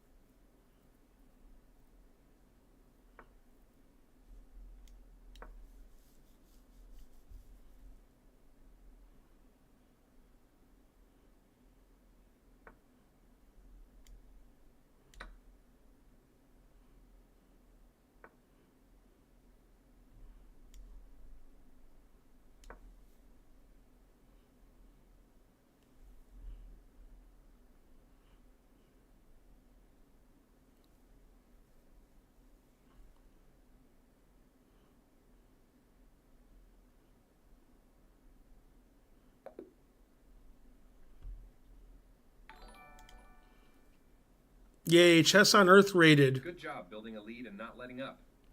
I hope you had a good stream. Could one of my mods give a shout out to Chess on Earth? I played 92 that game. My opponent played 82.8. It says they played 2400 and I played 2700. Sounds about right.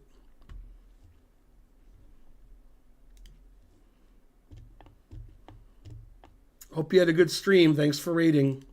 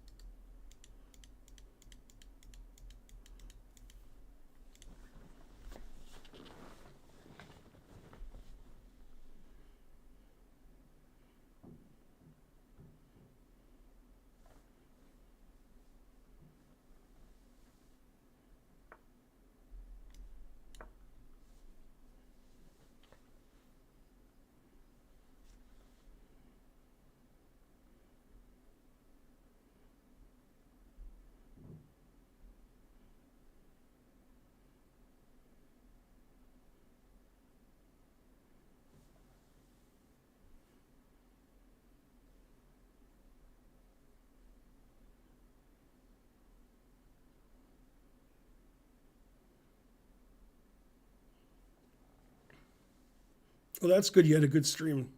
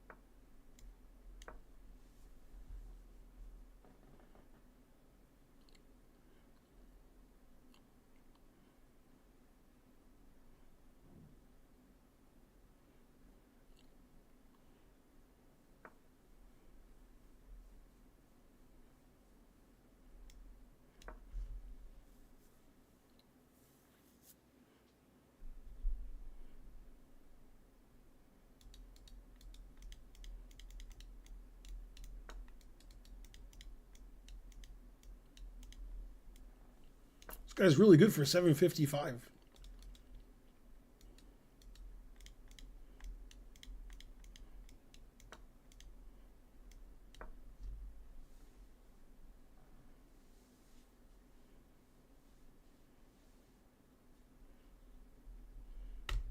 Yeah, Alekine's defense is fine.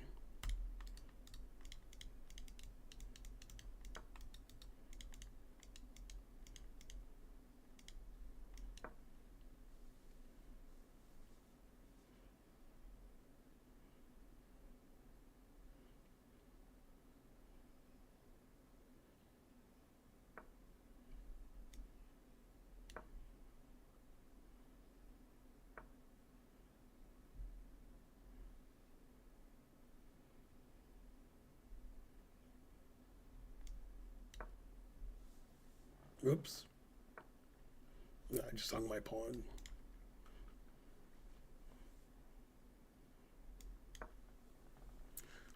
Heel Flipper 148. Thanks for supporting the stream.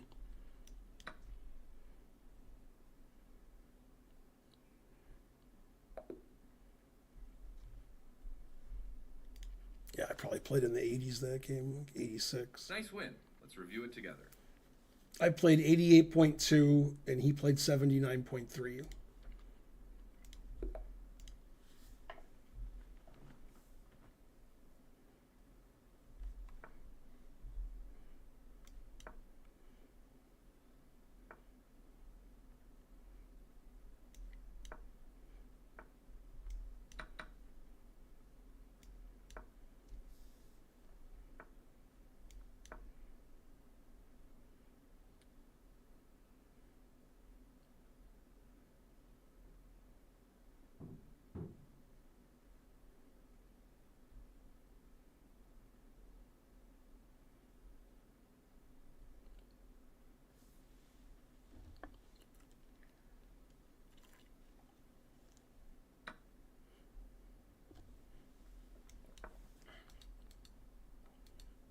Yeah, Wikipedia is informational. It doesn't say whether things are good or bad. It just gives information about them. But Alekine's defense is fine.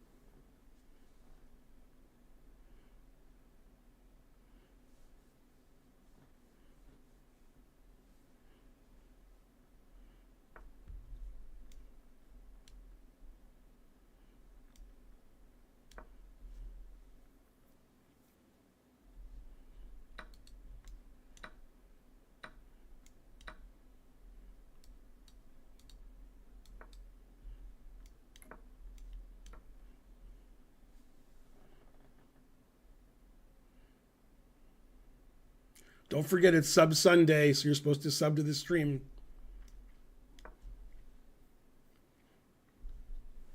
Support your local chess grandmaster.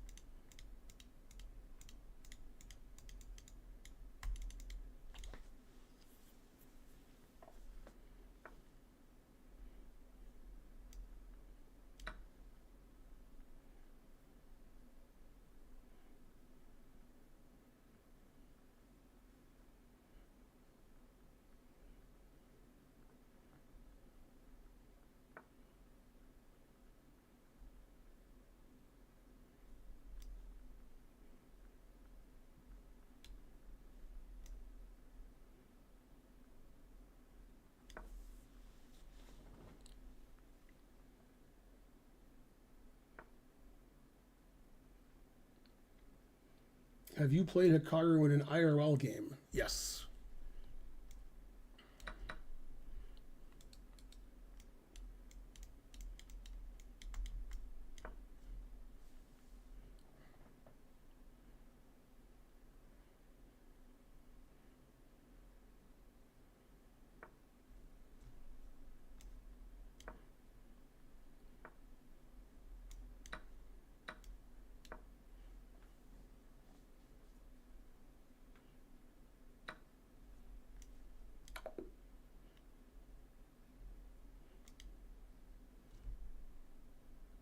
Good job building a lead and not letting up. It says he played 64 and I played 74.7. Boy, 74.7, that's not very good. Good thing Kremnick's not here.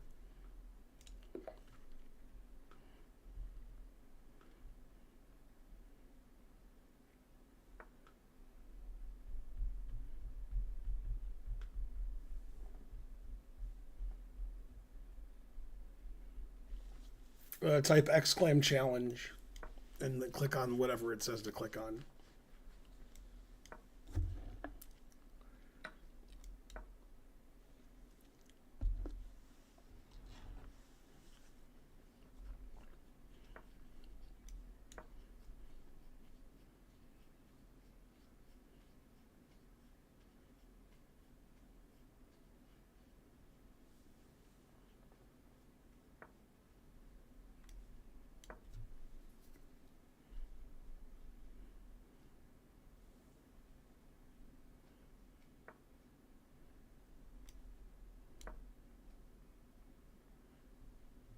Someone give Chess on Earth a sub.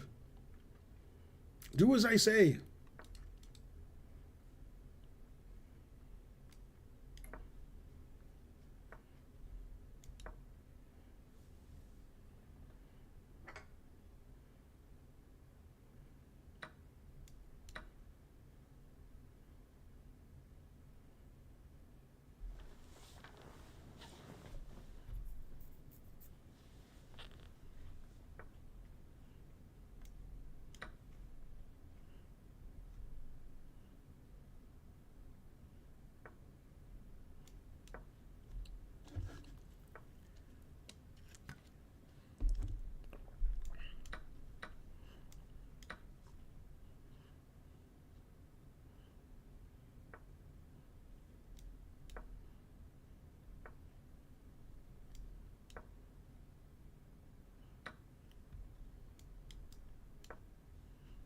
I'm nothing if not humble. My humble ranks among the greatest humbles of all time.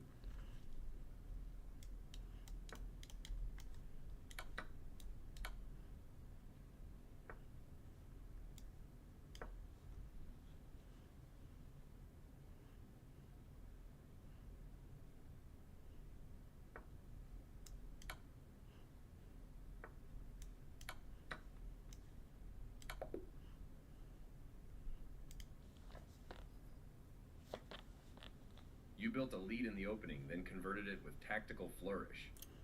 He played 63.5 and I played 83.3.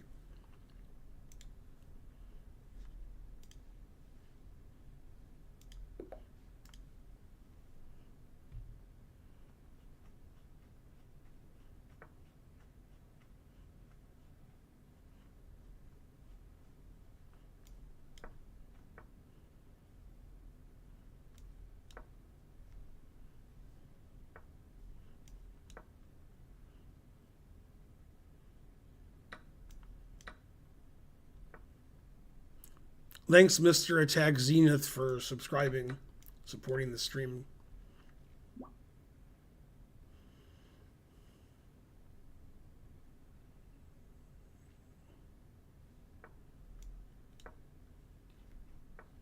Hi, West Khalifa. People say hi to West to Khalifa and give him a sub. Welcome to the stream. Come on, people. Be nice.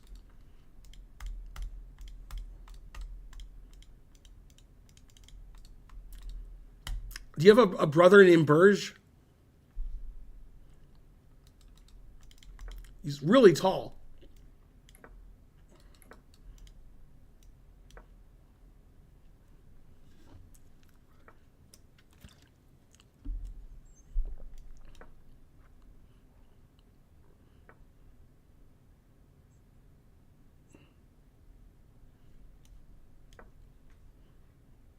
Somebody give Westu Khalifa a sub. Do as I say.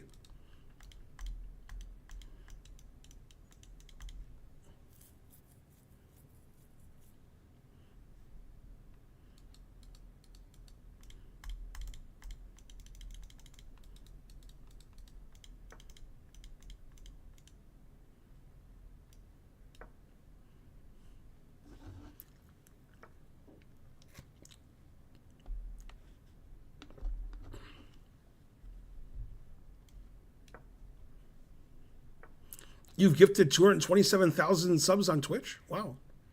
That's crazy. That's a lot of money.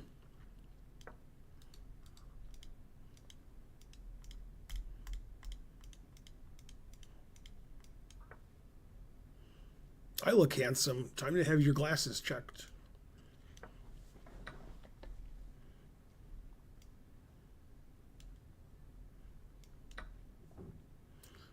Jeebus gifted a sub. Thank you, Jeebus.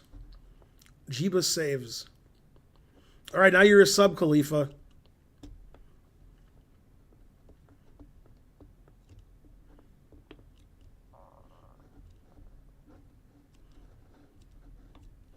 You are a sub, Skyripper88. You have the Perrier bottle next to your name, so that means you're a sub. Let's start a hype train, people. Can't get one to Chess on Earth, though? No.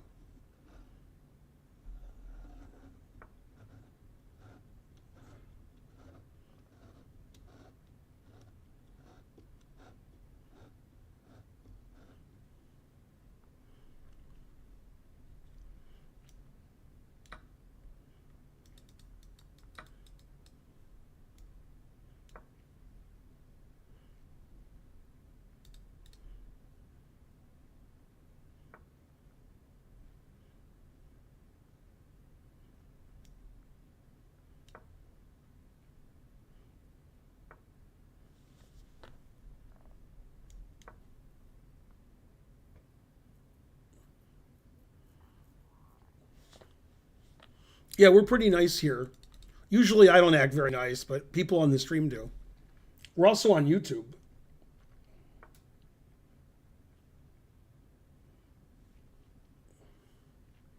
Thanks, Matthew Escalin, for subscribing. Thanks for supporting the stream.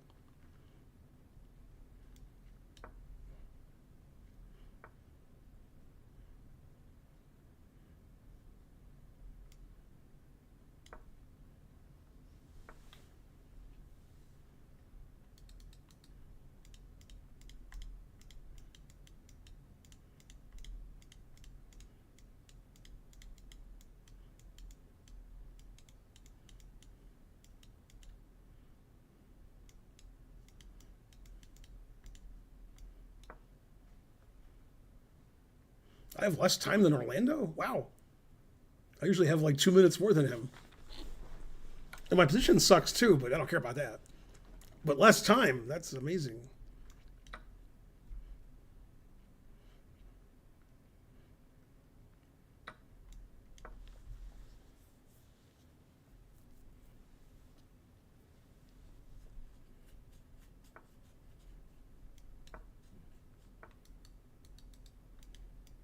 Let's get the hype train going, guys. We're at level 1. Let's level up.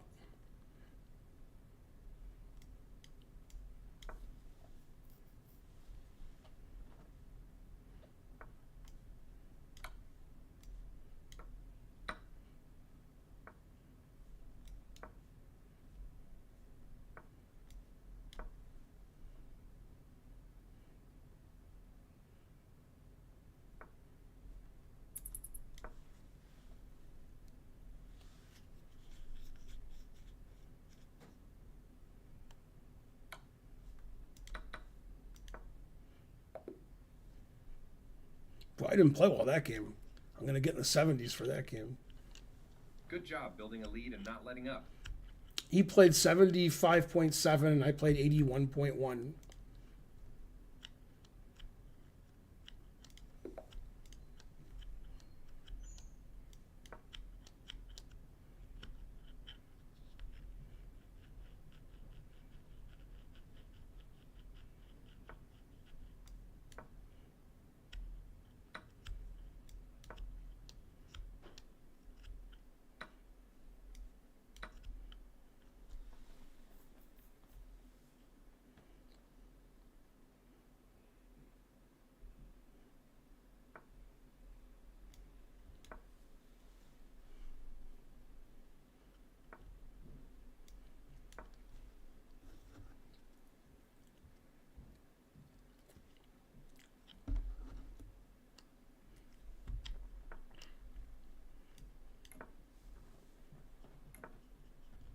Come on, hype train. We're at level 1.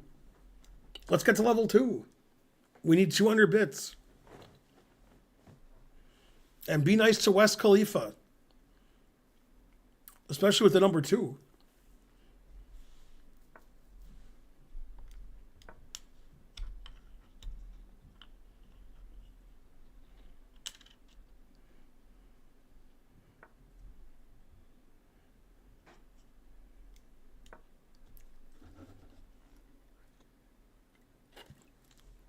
Yay, Caffeine Jones put us at level 2 with 100 bits.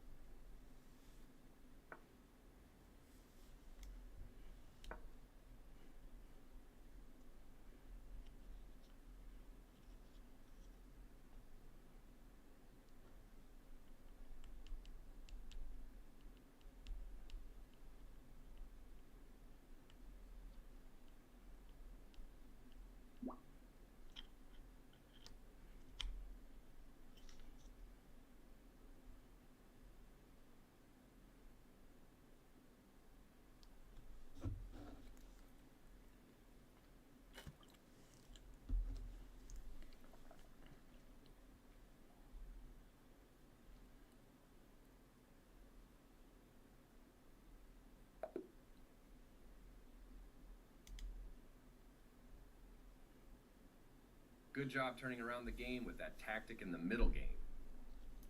I played 73.1 and he played 50.2.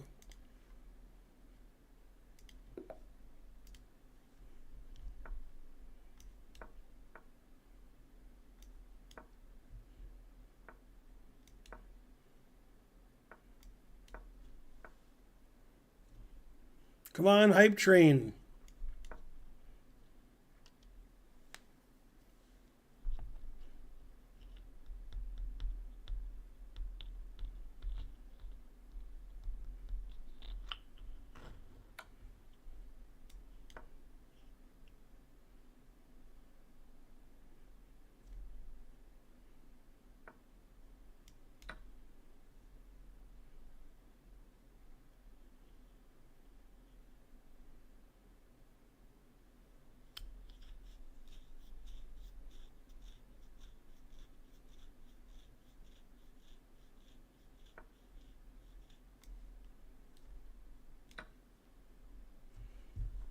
Thanks for gifting a sub, Doc Gonzo.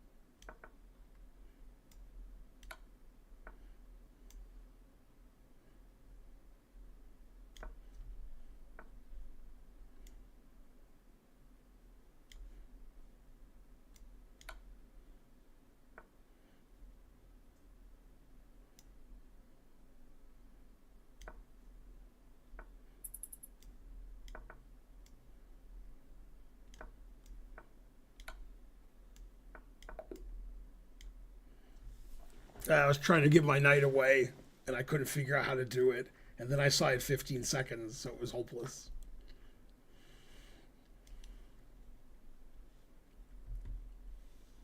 I've only made a knight because it wasn't stalemate. If I had made a queen, it would have been stalemate. I should have moved my queen away from there and made a queen so I could get my queens away quickly. That was my big mistake, was making a knight. Yeah, if I make a queen here, it's checkmate.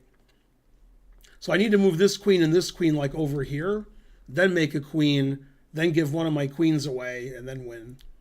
Which I could do in 51 seconds. Once I made a knight, it was over. I couldn't give my knight away. Everything I did, my knight was protected like 10 times.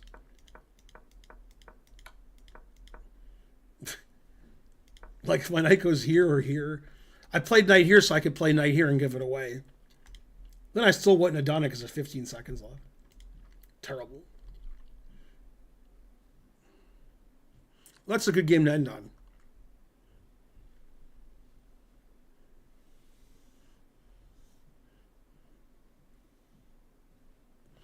Yeah, Kramnik didn't like that game, but it didn't end in a draw. By the way, a lot of you think this is a mistake, but I only did that because my coach is Geary, and he said knight g2 exclam. Hey, that was move 100. That's cool. All right, time to raid somebody. I'll be streaming tomorrow night after my class. So I'll see you guys tomorrow at 7:30 or so. There's no chess streamers streaming that I'm following.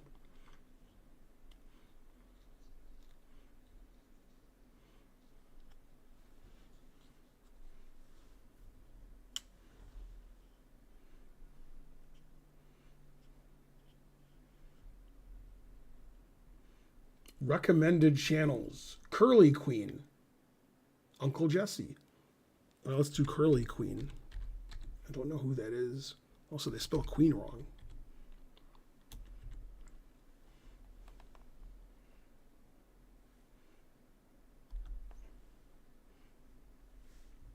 Okay, I'll see you guys tomorrow and Tuesday.